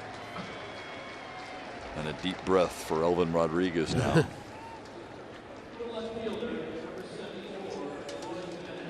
Well, Tucker Barnhart was talking about A.J. Hinch as a catcher. Here's some of A.J. Hinch's highlights from his major league catching days here in Detroit. Mouthing off a little bit. There's Tram. Tram's trying to stick up for him. A.J. Look at. Was he pointing at his chest protector? That's illegal, isn't it? Let's get a suspension. Simo was a teammate of A.J.'s, I believe. He was. How ironic was that, though? A.J. Hinch catching for Alan Trammell. Alan Trammell now part of, the Tigers front office and out there helping A.J. Hinch on a regular basis down there in Lakeland and helping the Tigers scout a lot of good players throughout the country. Life is full of circles, It comes, it goes around, comes around. Especially in baseball. Broken back, grounder to short. Baez gets it done, 2 away, down to our friend Trevor Thompson. Hi, Trev. Guys, a good conversation with Tucker earlier, and he was talking about when he was in the Cincinnati organization. He was at a card signing show sitting next to former big leaguer Lee May, and Lee was huffing and puffing, and he said, "Lee, are you okay?" And Lee said to him, "Son, are you in the big leagues?" He said, "No." He said, "Well, when you get to the big leagues, make sure you sign your name so that people can see it, because later on they want to know who you are." He took that to heart, and this is Tucker Barnhart's signature, a perfect signature. You can read every letter of it. And he took that lesson from Lee May. Carries to this day. How's your signature, Trev? You can read it. You can read it. Yeah, not bad. Is that a catcher thing too? The good signatures? I wouldn't know. Mine's you can read Simo's too. You got a good one, Gibby. Oh. Yeah, I think all you guys, Dan and Jack, all you guys, very legible, and you can always pinpoint it there for. Well, there's characteristics you can kind of tell. There's a K and a G. Vaughn grounds it foul. So out of 9 letters, that's a good clue, I guess. Barnhart's a childhood friend of, remember Gordon Hayward, who played in the NBA? He's a good childhood friend of Gordon Hayward, and his best friend is probably Drew Storen, Royals pitcher. That's up and in, and it's 3-1 to Andrew Vaughn. Trev? I guess if you're not going to make it legible too, it's always helpful to put your number beside it, which is what a lot of guys do. Put that number down there so at least you got that to go by. Not bad. Yeah, that's a good idea. Where's that? He walks Andrew Vaughn with 2 away.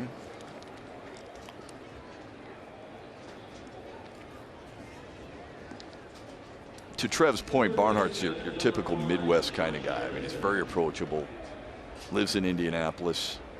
You know, as we know, played in Cincinnati. Was a. It's hard though. You know, you come over to a new organization, got young pitchers, trying to figure them out. Some catchers, it takes them a while. They feel responsible for putting the wrong fingers down, but it's not like that, really. You have a game plan, you go with it. Sometimes you make adjustments. Sometimes you don't control it. The more veteranship you get, the more you learn that. 1-0 to Josh Harrison. We had mentioned Barnhart winning 2 Gold Gloves in our past broadcasts. Just the 3rd Cincinnati catcher to ever win a Gold Glove. Johnny Bench, obviously, he won it 10 times. Wow.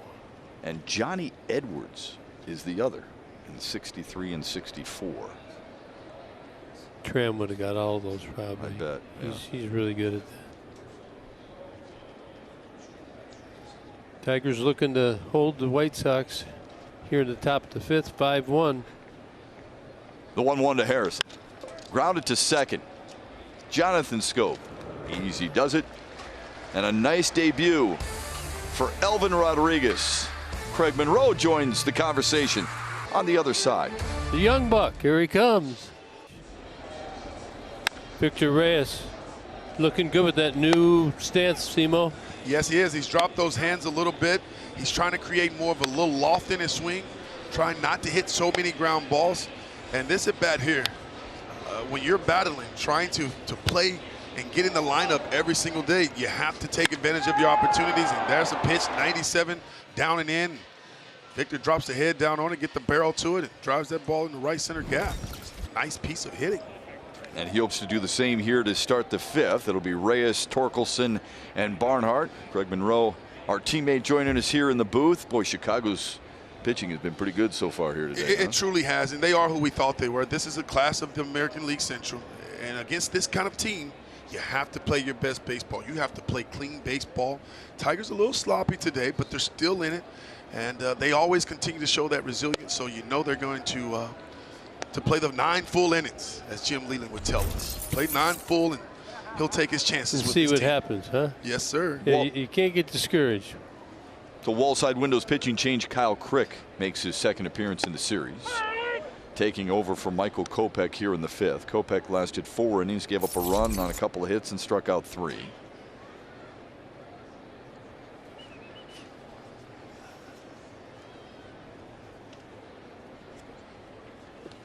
It's 2-1 to Victor Reyes. And Shep, we were down in spring training. We talked to Victor Reyes about his off-season workout plan. Put on 12 to 15 pounds of muscle. This offseason, he played some winter ball, and he was working on trying to create some more power. He went after it right there. A little slider, though. He's got a dirty slider down and in. Well, I think because of the change in his approach and trying to lift it a little bit more, there might be a little bit more swings and misses. But he likes his chances with 2 strikes because he shortens up. Grounder to second. Mendick handles it. 1 away. Tigers have been struggling to put hits together. The young Torkelson right here has been struggled to get his first hit. He saw some frustration yesterday, Simo. You remember that? You like that, but he's excited. You know, you're anxious. You want to get that first knock out of the way, Gib. I remember my first day. Guys, I didn't take a pitch. I was swinging.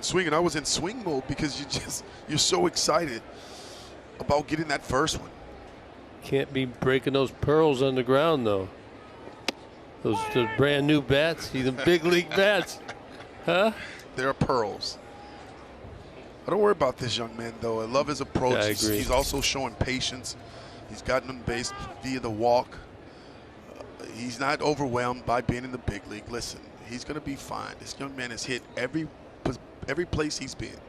He's going to hit here, too. You like his demeanor. I do. Yeah. And then I talk to him, and when you talk to him, you understand. He understands what he wants to do in the batter's box. He also understands what kind of hitter he wants to be. He said, I'm a foul line guy, not just a home run hitter. I like to hit line drives to all fields. And with that approach, yep, he gets rewarded on some big flies. Yeah, we love the power, right? But he said he's a lot more than that. I mean, it's not that it's an insult, but he really prides himself on using the ability to go to all fields. Said his dad taught him that early on in his career as a kid. Oh, boy. Looks at strike 3 for out number 2. See, is AJ anything to say over there? One of these times on the close one, you're the manager, you got to think about sticking up. That looked outside from our view. Let's take a look at the 3D. Ooh. Off the plate a little there. Yeah.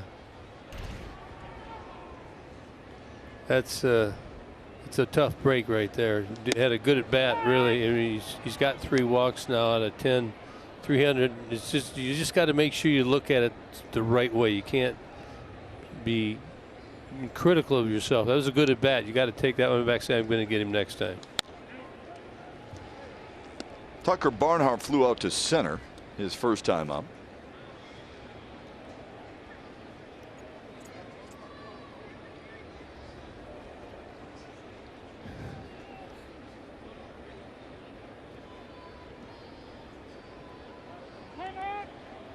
Granted time.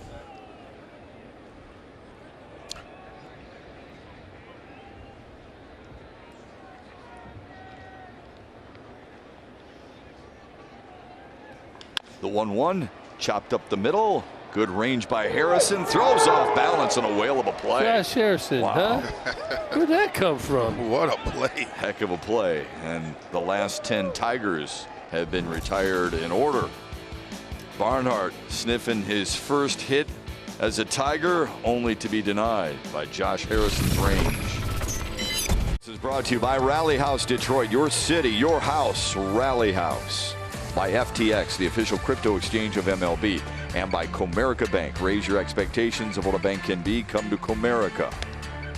On this beautiful Sunday with Kirk Gibson, Craig Monroe, I'm Matt Shepard. Welcome back. Gorgeous day. But wish the Tigers could get some runs. They're down 5-1 to Chicago as we begin the 6th. Elvin Rodriguez, 17 pitches to get through his MLB debut in the 5th. And now he faces Adam Engel, Reese McGuire, and Danny Mendick, the bottom 3rd of the Chicago order.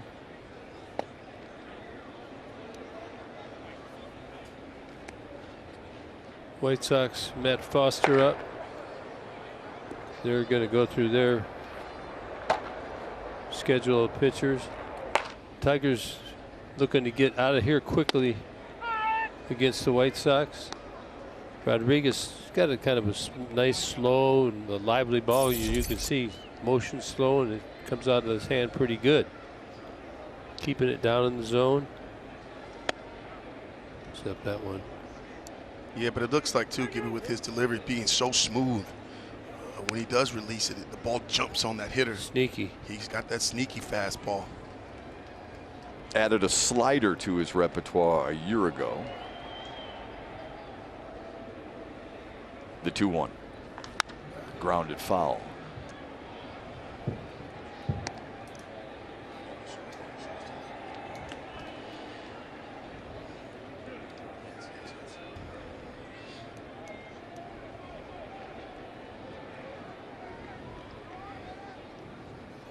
some time in Erie and Toledo a year ago for Elvin Rodriguez. The 2-2 to Engel. Swung on and missed. Guilty. Why don't you save that baseball right there? That's his first strikeout as a major leaguer.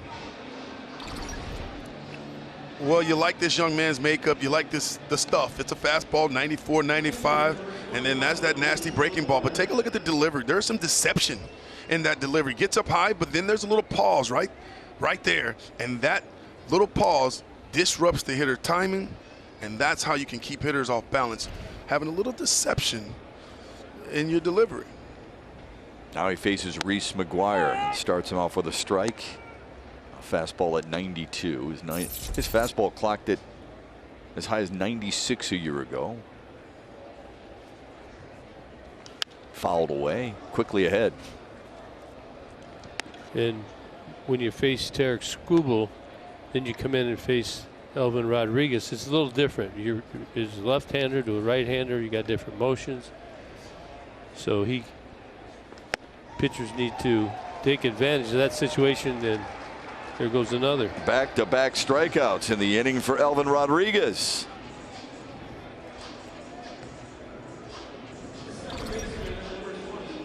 Nice location here. Slowed him down, showed some breaking balls, thrown a couple really good breaking balls, but then you see the four-seamer at the top of the strike zone. And that's a pitch that is very difficult to get to, and McGuire swings right through it. Now he faces Danny Mendick. First pitch slider, that's nice. Drop it in there. Throwing strikes. The Tigers bullpen middle guys have really done a good job in this series. Off the end of the bat to center.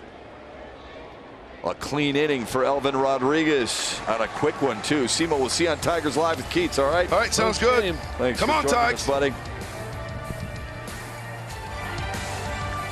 With a $20 Miller Lite Party Pack.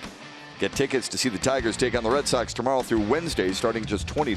Go to tigers.com/value today. We'll have all three of those games against the Red Sox for you right here on Bally Sports, and then it's off to Kansas City for the first road series of the season against the Royals. Kansas City, a 1-0 winner yesterday over Cleveland in 10 innings. Matt Foster is the new pitcher for Chicago here in the 6th. Got 60 games in the big leagues. Only started 2 of them, mainly a reliever. Fastball, changeup, pretty good command, in the slider as well. So Tigers are looking to get to one of these relievers coming out of the White Sox bullpen, put an inning together. Have really, other than the first comeback victory on Friday, been unable to accomplish that. So here we go. Come on, boys. See if they can do it with Robbie Grossman starting things off here in the Tigers 6th. Need a little spark. To right field. Adam Engel has it. Adam ball. Remember, this is a Chicago team that last year had the best ERA in the American League. And they have kind of started it again here in 2022, despite missing guys like Garrett Crochet out of the bullpen for Tony La Russa. Lance Lynn, your starter. And we would remind you that Lucas Giolito, who started opening day for Chicago here in Detroit, left with an injury. Here's Austin Meadows. The good teams, the good organizations, they always find a way how to plug something in. Good managers, they understand, get a guy in, get him out. It is harder because of the rules when you bring a guy in. He's got minimum requirements before you can take him out. 1-1 now to Austin Meadows.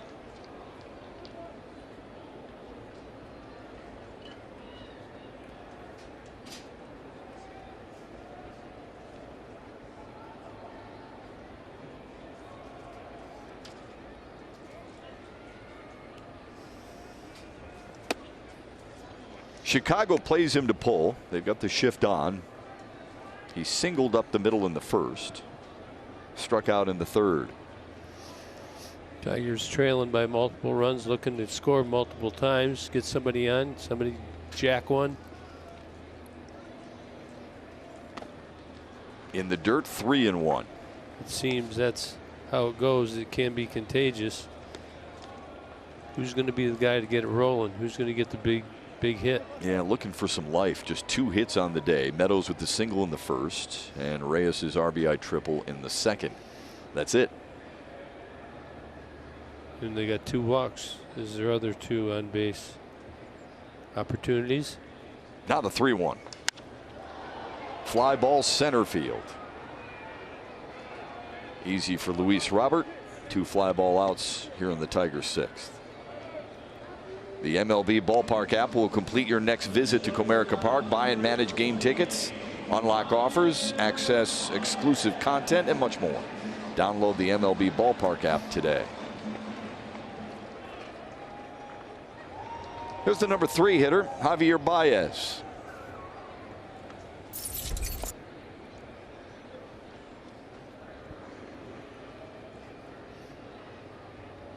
Multiple hits in the opener and yesterday, but 0 for 2 so far today for Baez.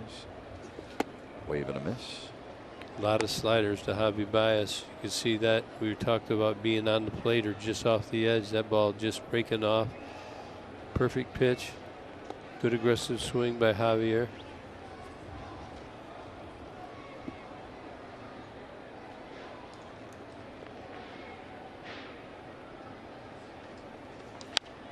Fouls it back.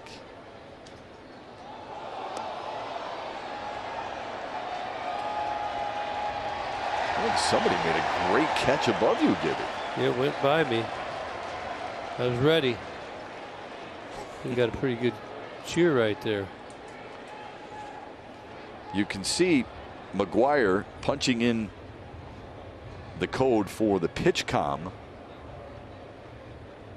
that then relays the signal to Matt Foster, and it worked to get Baez on a ground out to second. 1, 2, 3 go the Tigers. That's 4 straight innings in which they've been retired in order against Chicago.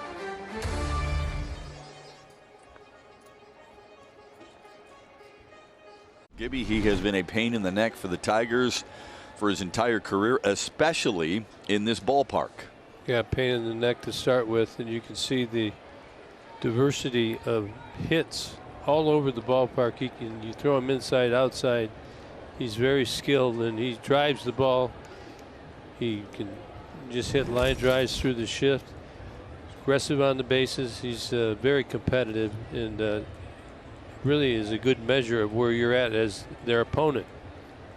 And what a challenge for Elvin Rodriguez, who needed just 10 pitches to get through the 6th and retire the White Sox in order for the first time today. This is the 3rd inning pitched for Elvin Rodriguez in his major league debut. It's 1-1 to Tim Anderson. Tarik Skubal started, lasted 4 innings, threw 79 pitches. If you want to measure yourself, see where you're at against hitters like Tim Anderson would be where you'd start. Golfs one to right center field. Grossman watches it go over his head. Up against the wall. Anderson trots in with his 2nd double of the day.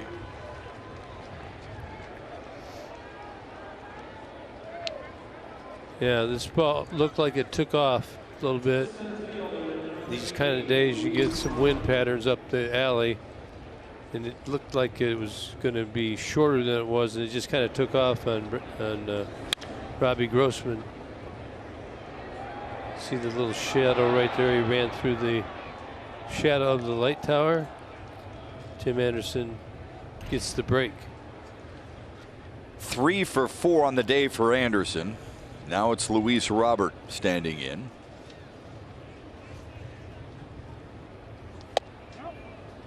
Missed away, 1-0.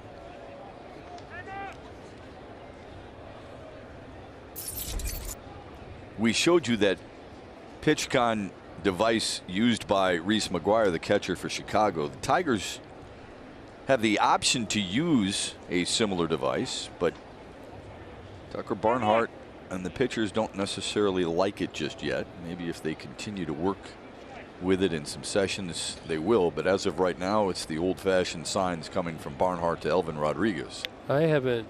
I've seen pictures of it and an explanation. And it's basically a device that the catcher relays a sound to the pitcher. And well, is it a voice or is it a buzz? We will have to figure that. We'll have to find out. And that Tigers, we have not talked to them about it. That's the old-fashioned signs right there. The 1-1 popped up on the infield right side. Torkelson calls for it. He's got it.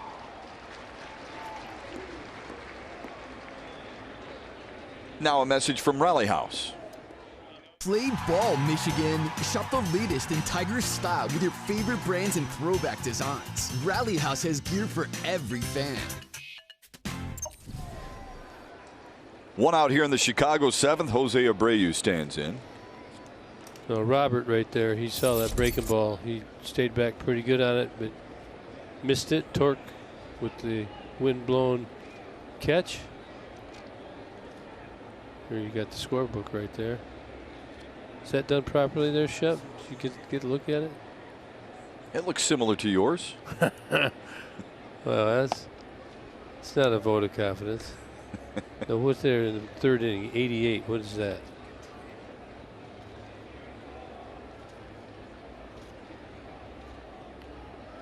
I don't know what that would be. Maybe it says 63. I think that's what it said.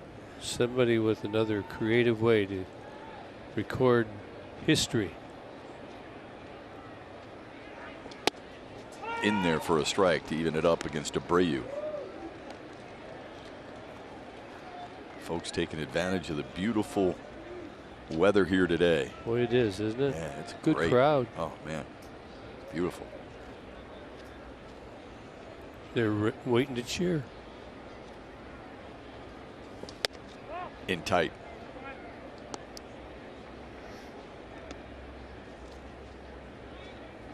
Made the comment earlier about Abreu cheating on the ball inside.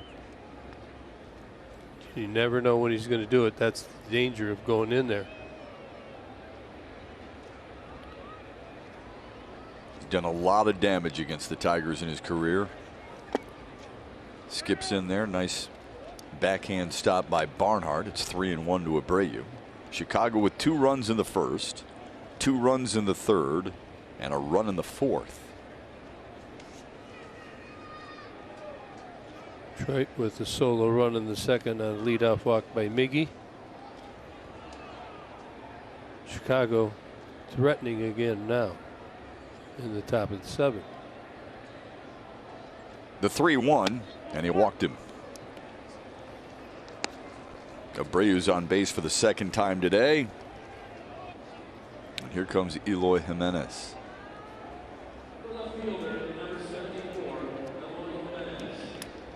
It's 3 walks allowed by Tigers pitchers today.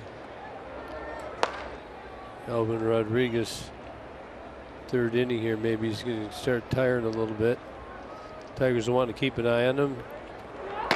Looks like Chicago's got somebody loosening up. Yeah, it's Kendall Graveman. Big pickup in the offseason. He was really good for Houston and Seattle last year. Jimenez tries to ambush Rodriguez. That's a diving attempt by Reyes that comes up short. Anderson will try and score.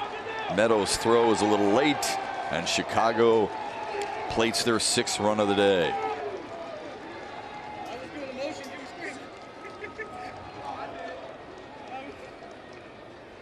Like a little bit of a swinging bunt. Wind was blowing in. You can see where Reyes is playing over to right center a little bit. Lays out. Ticked off the outstretched arm with the glove. And unable to get up, keep it in front of him. Tim Anderson runs good, and he gets the signal to go. In Chicago with another 6-1. Well, try and get Andrew Vaughn now. That one's outside. Vaughn 0 for 2, a ground out, a fly out, and he walked in the 5th.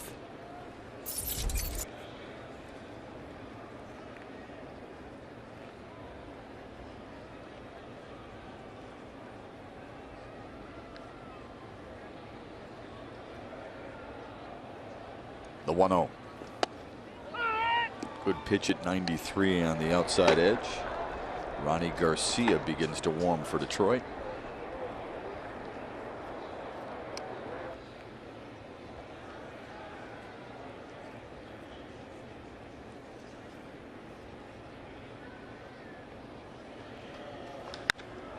Lifted to left field. Meadows going back at the fence. He leaps and he couldn't haul it in. A home run for Andrew Vaughn. A 3-run blast. Vaughn's 2nd homer of the year. And Chicago has opened it up. 4 runs in the inning.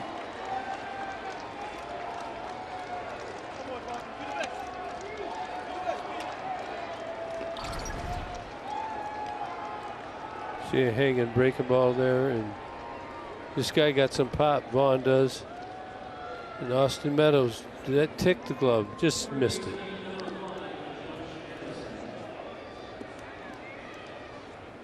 Vaughn's got some pop. He does. That ball carried, hit some backspin on it.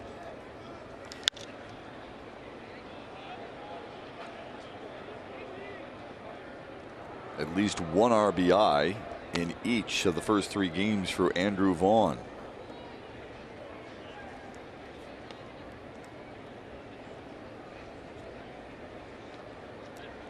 That's why the White Sox are constantly saying we got to find a way to get this guy in the lineup. His bat is so important to them.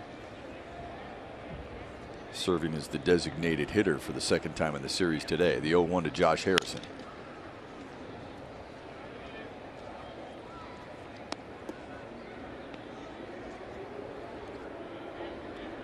Harrison is struck out, grounded out, and single.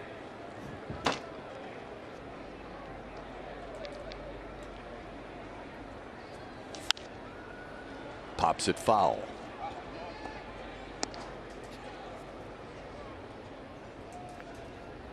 Four spot, that hurts. Yeah. 9-1 now.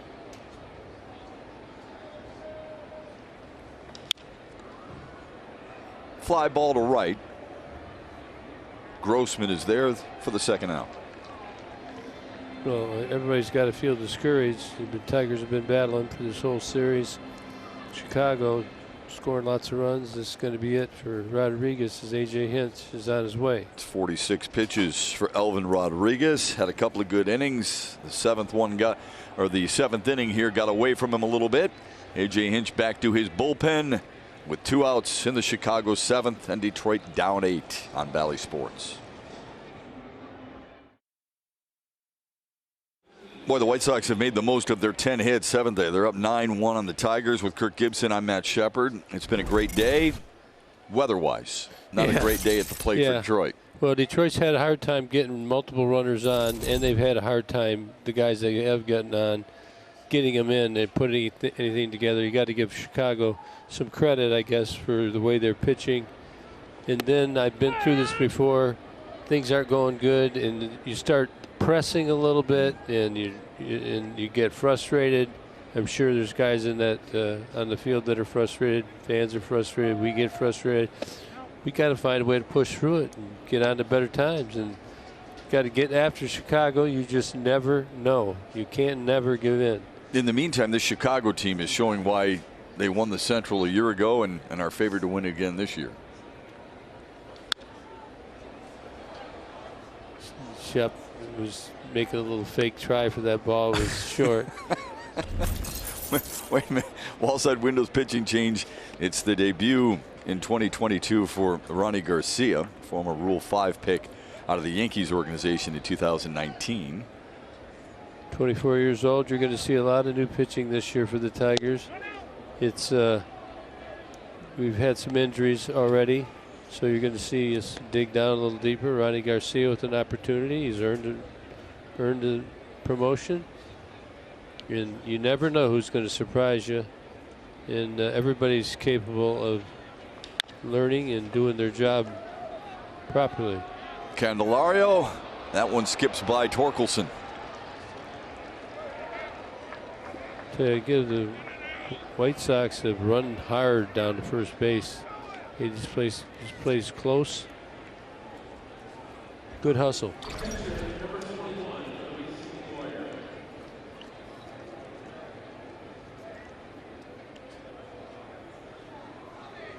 Don't know if he would have had him, would he? He was safe anyway.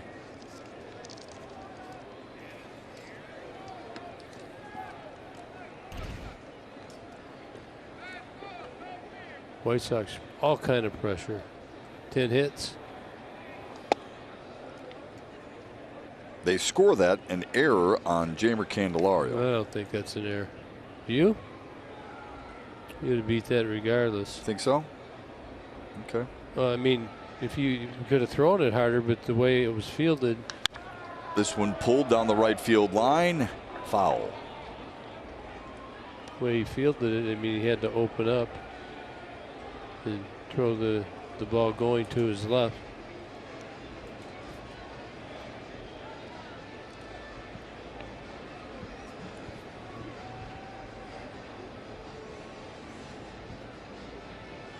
It's a good story with Ronnie Garcia. If you recall, he had that left knee sprain, season-ending injury in June of last year. Just in the outfield working on his pregame routine, and he called it probably the worst day of his life. He had only appeared in a couple of games last year. Pitched in the Dominican Winter League and saw some really good things, especially when he faced Marcell Ozuna over there. Helped lead his team to the finals.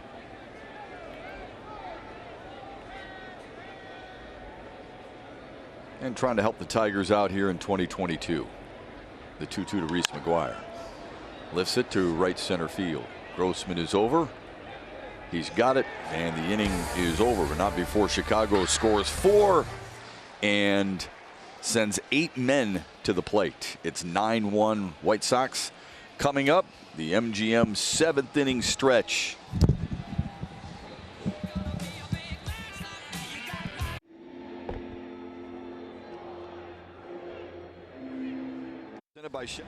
The Welcome Back Weekend's flash sale presented by Chevy ends tonight at midnight. Score half off tickets for select April and May weekend games. Don't miss midnight. Go to tigers.com/weekend now.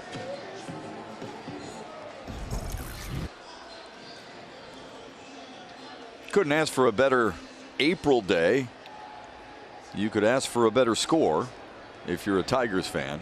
Kendall Graveman is out of the Chicago bullpen to work the bottom of the 7th. He will be the 4th pitcher of the day for Chicago. Came over from Seattle. And with the White Sox. White Sox kind of ideal for them, Shep. Got a 9-1 lead late in the game. They can set their pitching up, get everybody an inning or so. Maybe a guy who want to stretch out a couple innings. Go on to the next series. Yeah, remember opening day we were talking about the pressure put on Chicago a little bit because of how many pitches Liam Hendricks had to throw, 33, 34 or so, and thought, boy, they wouldn't get a chance to use him at least until Sunday. Well, they didn't need him yesterday, and they do not need him today. Candelario on a line, and a grab made by Danny Mendick to steal a base hit away from Jeimer Candelario. Yeah, it's the way it's going. Well hit ball. We'll give the White Sox credit in their approach. They've been elevating the ball in the gaps. This is stung pretty good. Line drive right to the second baseman. Again, you got to make sure as you're a Tiger player, you don't get frustrated, because that's good and bad. You hit the ball hard. Swung at a good pitch. It's a long way to go. This is our 3rd game of the season. Many more to go, and hope to turn the tables on the White Sox yet in this game, but if not, the next series. Miguel Cabrera has had a couple of good at-bats First plate appearance was a walk, and he scored the Tigers' lone run in the second. He flew out to center in the fourth. On the ground to Mendick.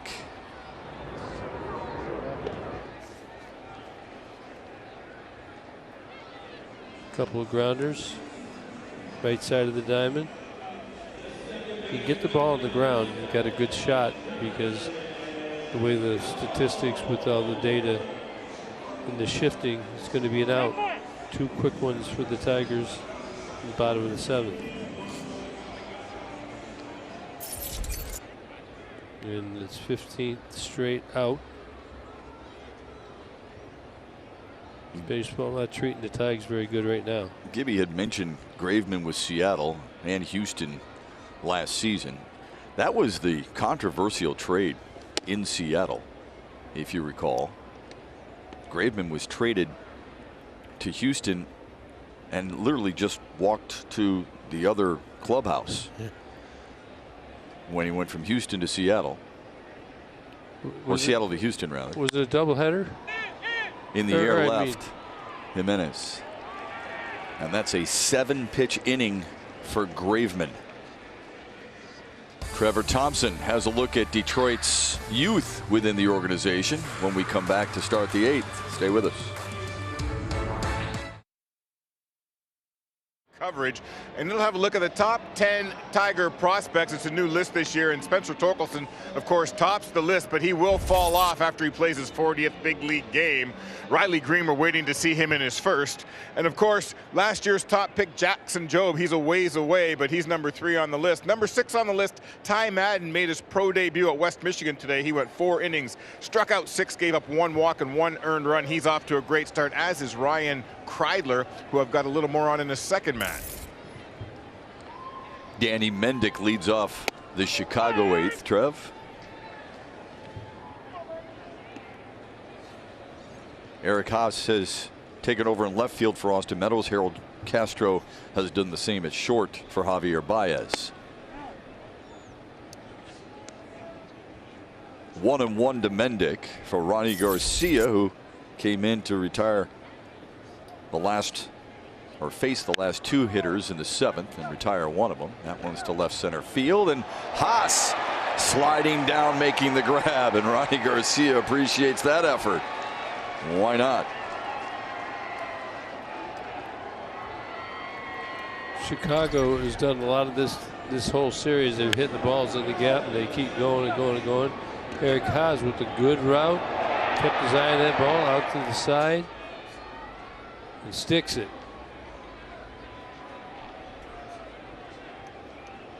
Thank you.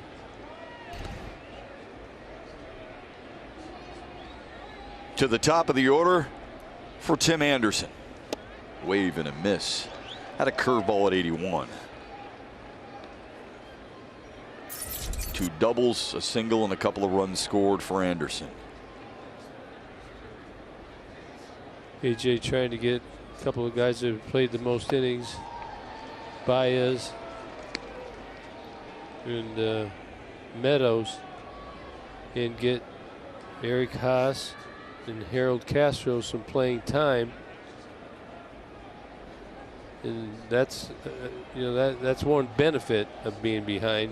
Not that you ever want to be behind like that, but you try and get as much production out of the situation as you can.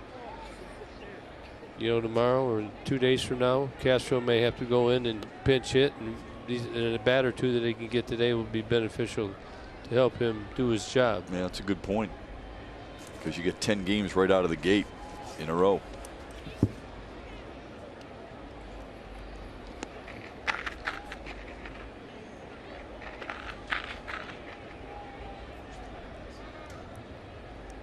It's 2-2 to Tim Anderson. Got him. Back down to Trevor Thompson. Trev? Yeah, guys, I mentioned Ryan Kreidler off to a great start. He's the only prospect on the list who's playing in AAA right now.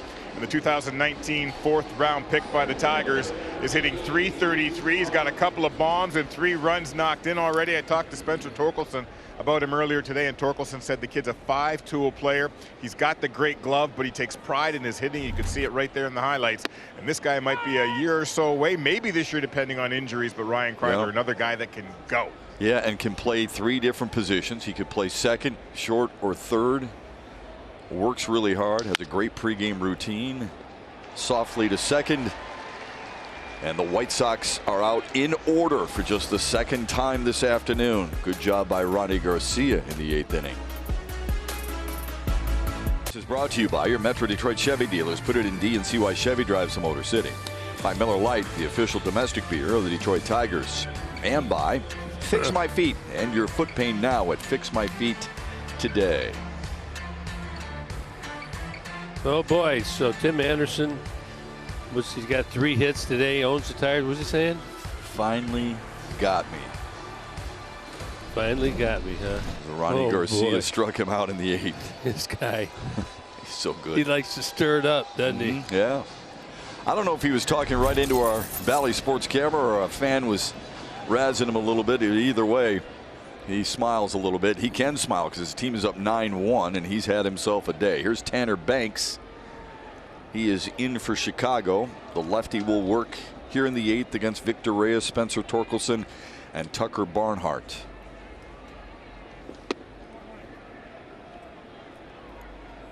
Finally got me.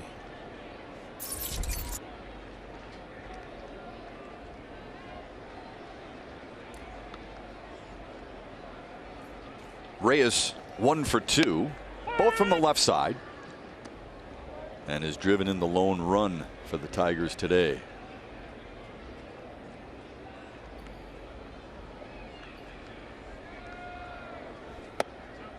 It's 2-1 to him.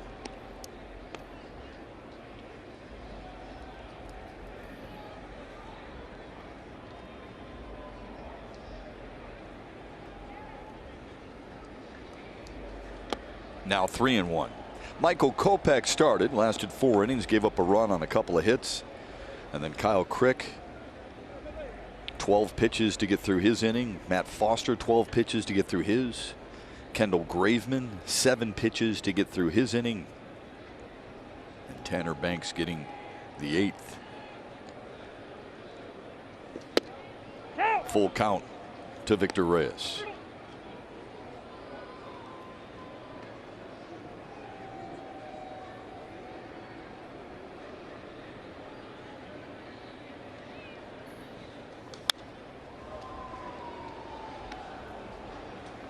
The RBI triple for Reyes in the 2nd was a really good at-bat, not just because of the end result, but because how he battled against the hard-throwing Michael Kopech. Fouled several off, deep into the count. Doing it again here against Banks.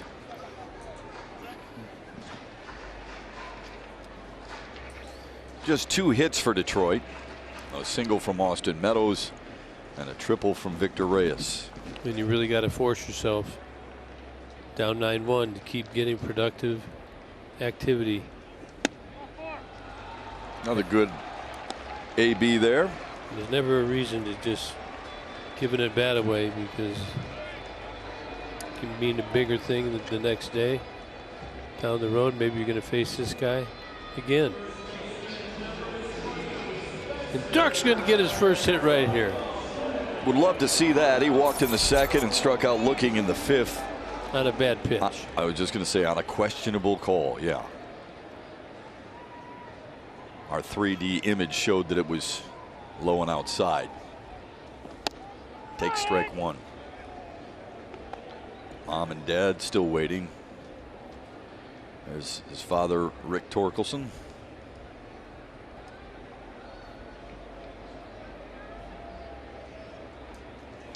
Fouls that one away. Just a little bleeder would be nice, wouldn't it? Get it off the hands, get it over the infield. Nice knock. Hands stinging so you never forgot it. Anything that'll allow you to take that deep breath, right? Yeah. Just Don't usually steal up 8 runs in the bottom of the 8th.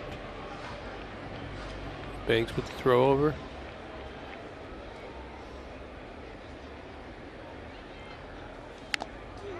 Fouled it away.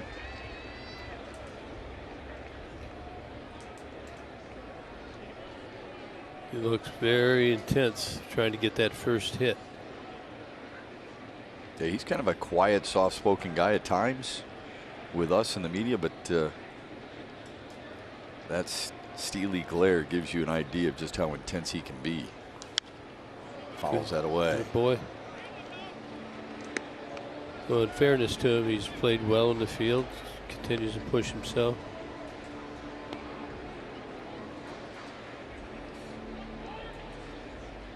This baseball can be very cruel in different ways. Getting that first knock is one of them. The 0-2. Good take there again. He's seeing the ball good. That's Jason Foley, who we saw yesterday. It could be a back-to-back day. Probably his first of the spring. The 1-2. Good take. Don't call to even that. it up. Thought I saw a flinch back there by the umpire. Torkelson told me earlier today, seeing the ball well. Here it comes.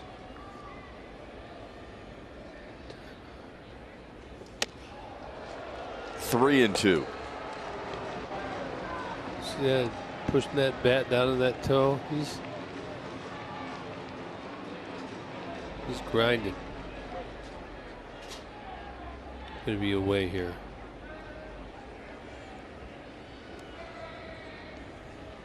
Oh, coming in. Second time he's been caught looking.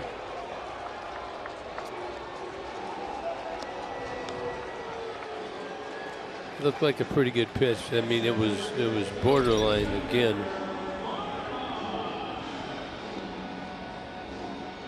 Right at the bottom.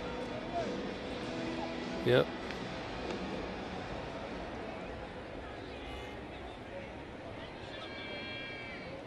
Father Rick didn't agree either. 2 away, or 1 away. And here's Tucker Barnhart. Been that guy in the stands. You're pulling so much. Oh yeah. So much that your muscles get tight, your stomach gets tight, you know. Well, we're all pulling for him as well. For sure. Everybody is. Yeah. It's coming. I always like to think of the times when you're struggling or you're pressing when you shouldn't be pressing. Oh, for your first 3. You got 1 foul ball for an out, so you don't have 3 strikes. Yankee Stadium, they're all over you from the on-deck circle. You just don't say anything, and then you get that little bleeder for the game winner, and you just kind of jog by them with a smile inside, not outside. Do you remember how long it took you before you got your first hit? Well, it happens on. It wasn't that long. I don't remember, to be quite honest with you. But I did have a stretch when I was 2 for 42, and that was testy. That's foul tipped into the glove for out number 2.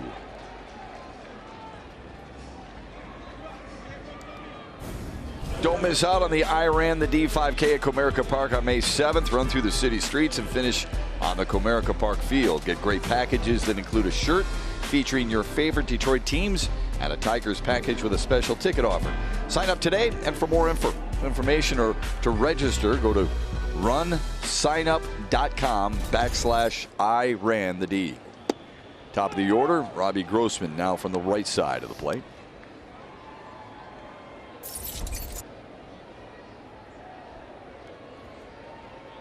Grossman 0 for 3, lined out to the right field, right center field last time, struck out his first 2.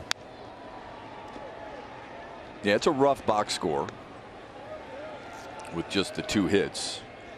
A couple errors by the Tigers today.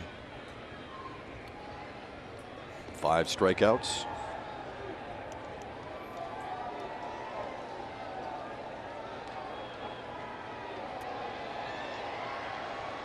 The 0-2 to Grossman. In the dirt. Reyes stays put.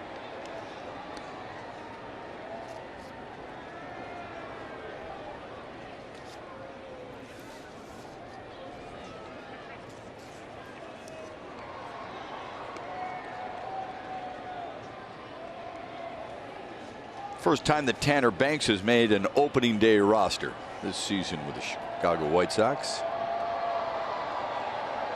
The 1-2 to Grossman, up high.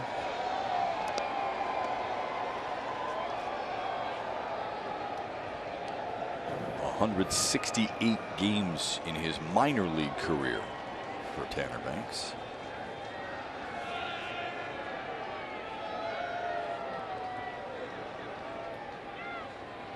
Now the 2-2. Swung on and missed. 3 strikeouts in the inning for Tanner Banks. The Tigers go quietly in the 8th. They're down 8 on Bally Sports.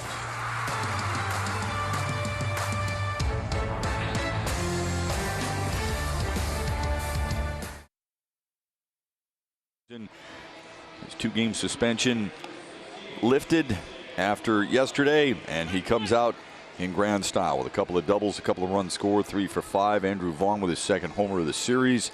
Tarek Skubal in 4 innings of work gave up 7 hits, 4 earned runs, 5 runs overall, and Detroit has had just 1 base runner since the 2nd. It was the walk to Victor Reyes to lead off the 8th.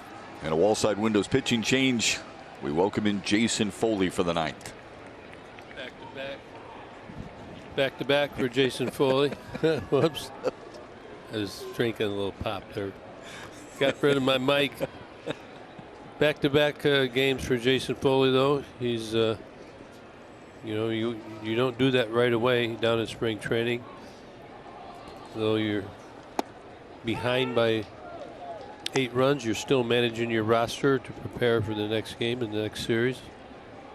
Meanwhile, Detroit's bullpen has done another nice job for the most part today. All series, really. Yeah. Foley facing Jose Abreu, Eloy Jimenez, and Andrew Vaughn. The 3, 4, and 5 hitters in the Chicago lineup.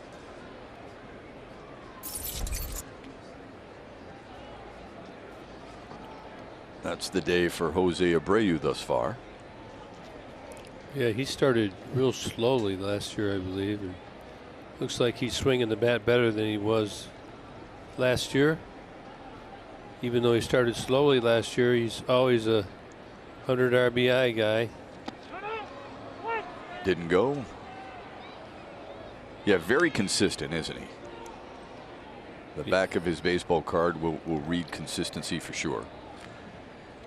He's been doing it, I don't know how many years he's got in now, but it's almost 15, is it? 12, 15? Well, what will be very interesting, Gibby, I think, is, you know, because he's at the end of his contract. He signed that 3-year, $50 million deal in 2019.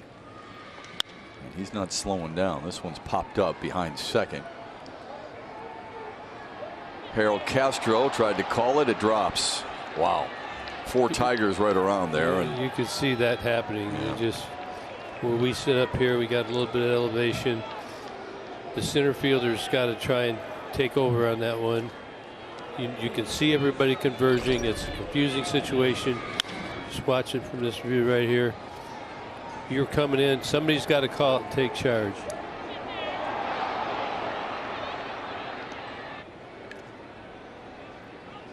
Harold Castro just got in there at shortstop.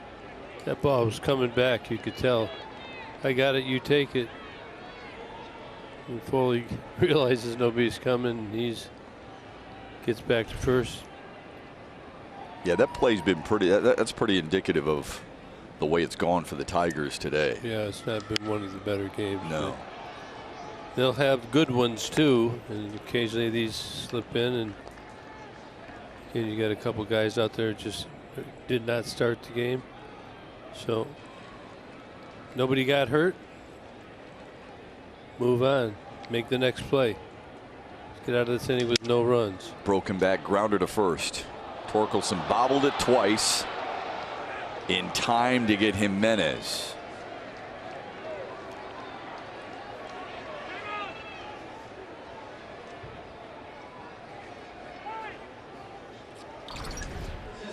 thinking about the double play right here. Didn't get it, dropped it again, and still stayed with it. That's fast inside of the body there. I've been there thinking it's kind of like a hot potato. Look at it, doesn't want to settle down for you. Got the out. Brings up Andrew Vaughn with 1 out and a man in scoring position.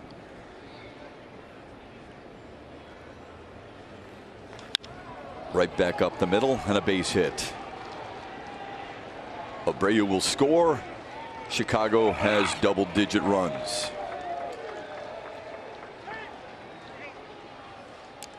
Vaughn, you can tell he's a first pitch fastball hitter. He gives this one good approach. Right up the middle. Doesn't roll it. Right over Foley's head. Get down there. Yeah, this kid can just hit, can he? Yes.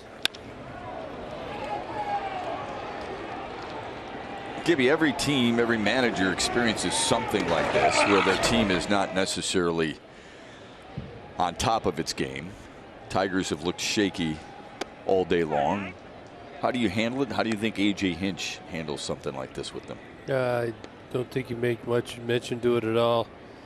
You come in, A.J.'s going to have to talk to the media. He'll handle most of it.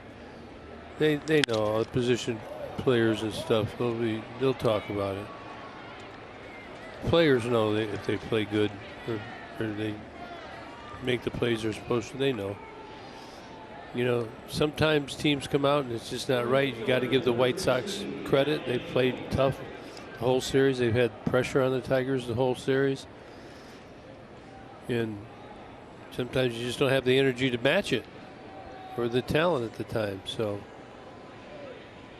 just keep developing your game, your team, who you're going to be. Wait for the next day and the next game. Chicago has really done that, Gibby, in each of these 3 games, scoring first in the first inning. Tigers struggled in that regard a year ago. They were last in first inning runs scored.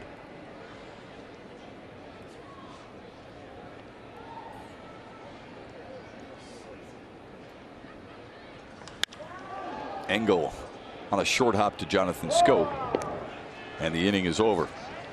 Chicago scores another. They're up 10-1 as we head to the bottom of the 9th. John Keating and Craig Monroe with a preview of Tigers Live after this. Big comeback win. Since then, the weekend has kind of gone in the other direction. We'll talk about it coming up on Tigers Live. Well, the White Sox are the class of this division. This is the team that the Tigers are chasing. When you play a good team, you got to play mistake-free baseball today. That didn't happen, and we'll dive into it on the postgame show. It'll be interesting to hear the comments from A.J. Hinch and others in the Tigers clubhouse when we join you right after the final out, Shep. Keats, thanks very much. Eric Haas leading off the 9th.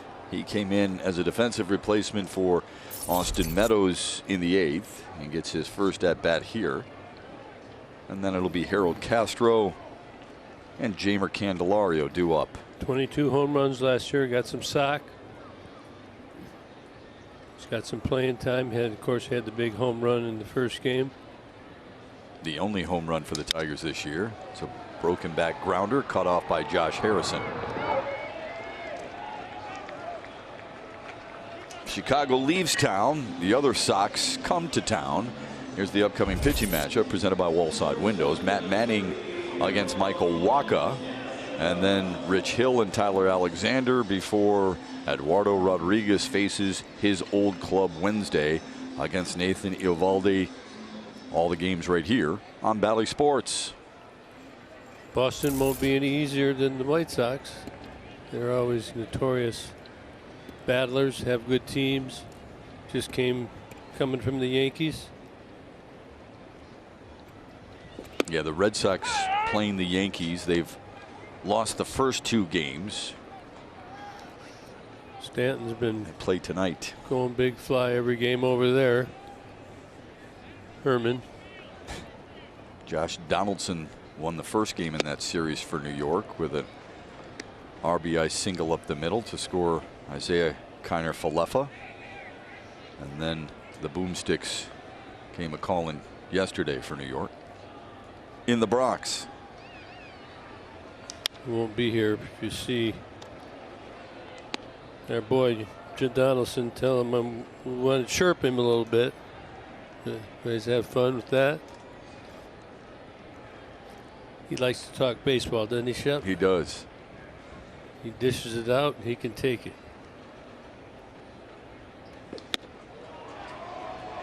Harold Castro strikes out. 2 away in the 9th. Speaking of Stanton and the Yankees. That's right in his wheelhouse. He likes to sit down. That's how he sits down and springs that bat directly to that ball on it. He's got major mammoth power. Anybody got more power than he does in the game? Maybe his teammate Aaron Judge. Yeah. Juan Soto has got a lot of pop in Washington, but there's not many. I suppose Vlad Guerrero Jr. in Toronto, people would argue there.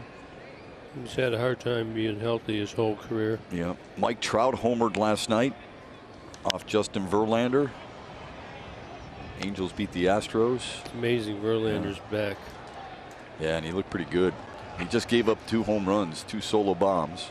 Noah Syndergaard started for the Angels, so that was a good one to watch.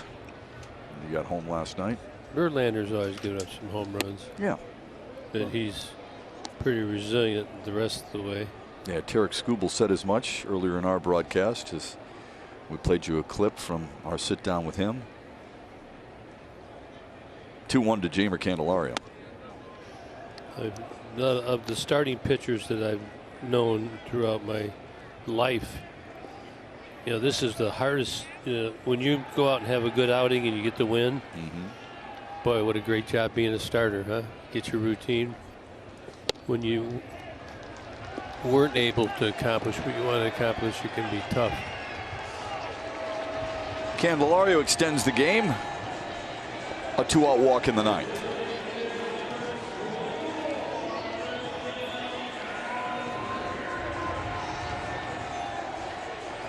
When I get a nut.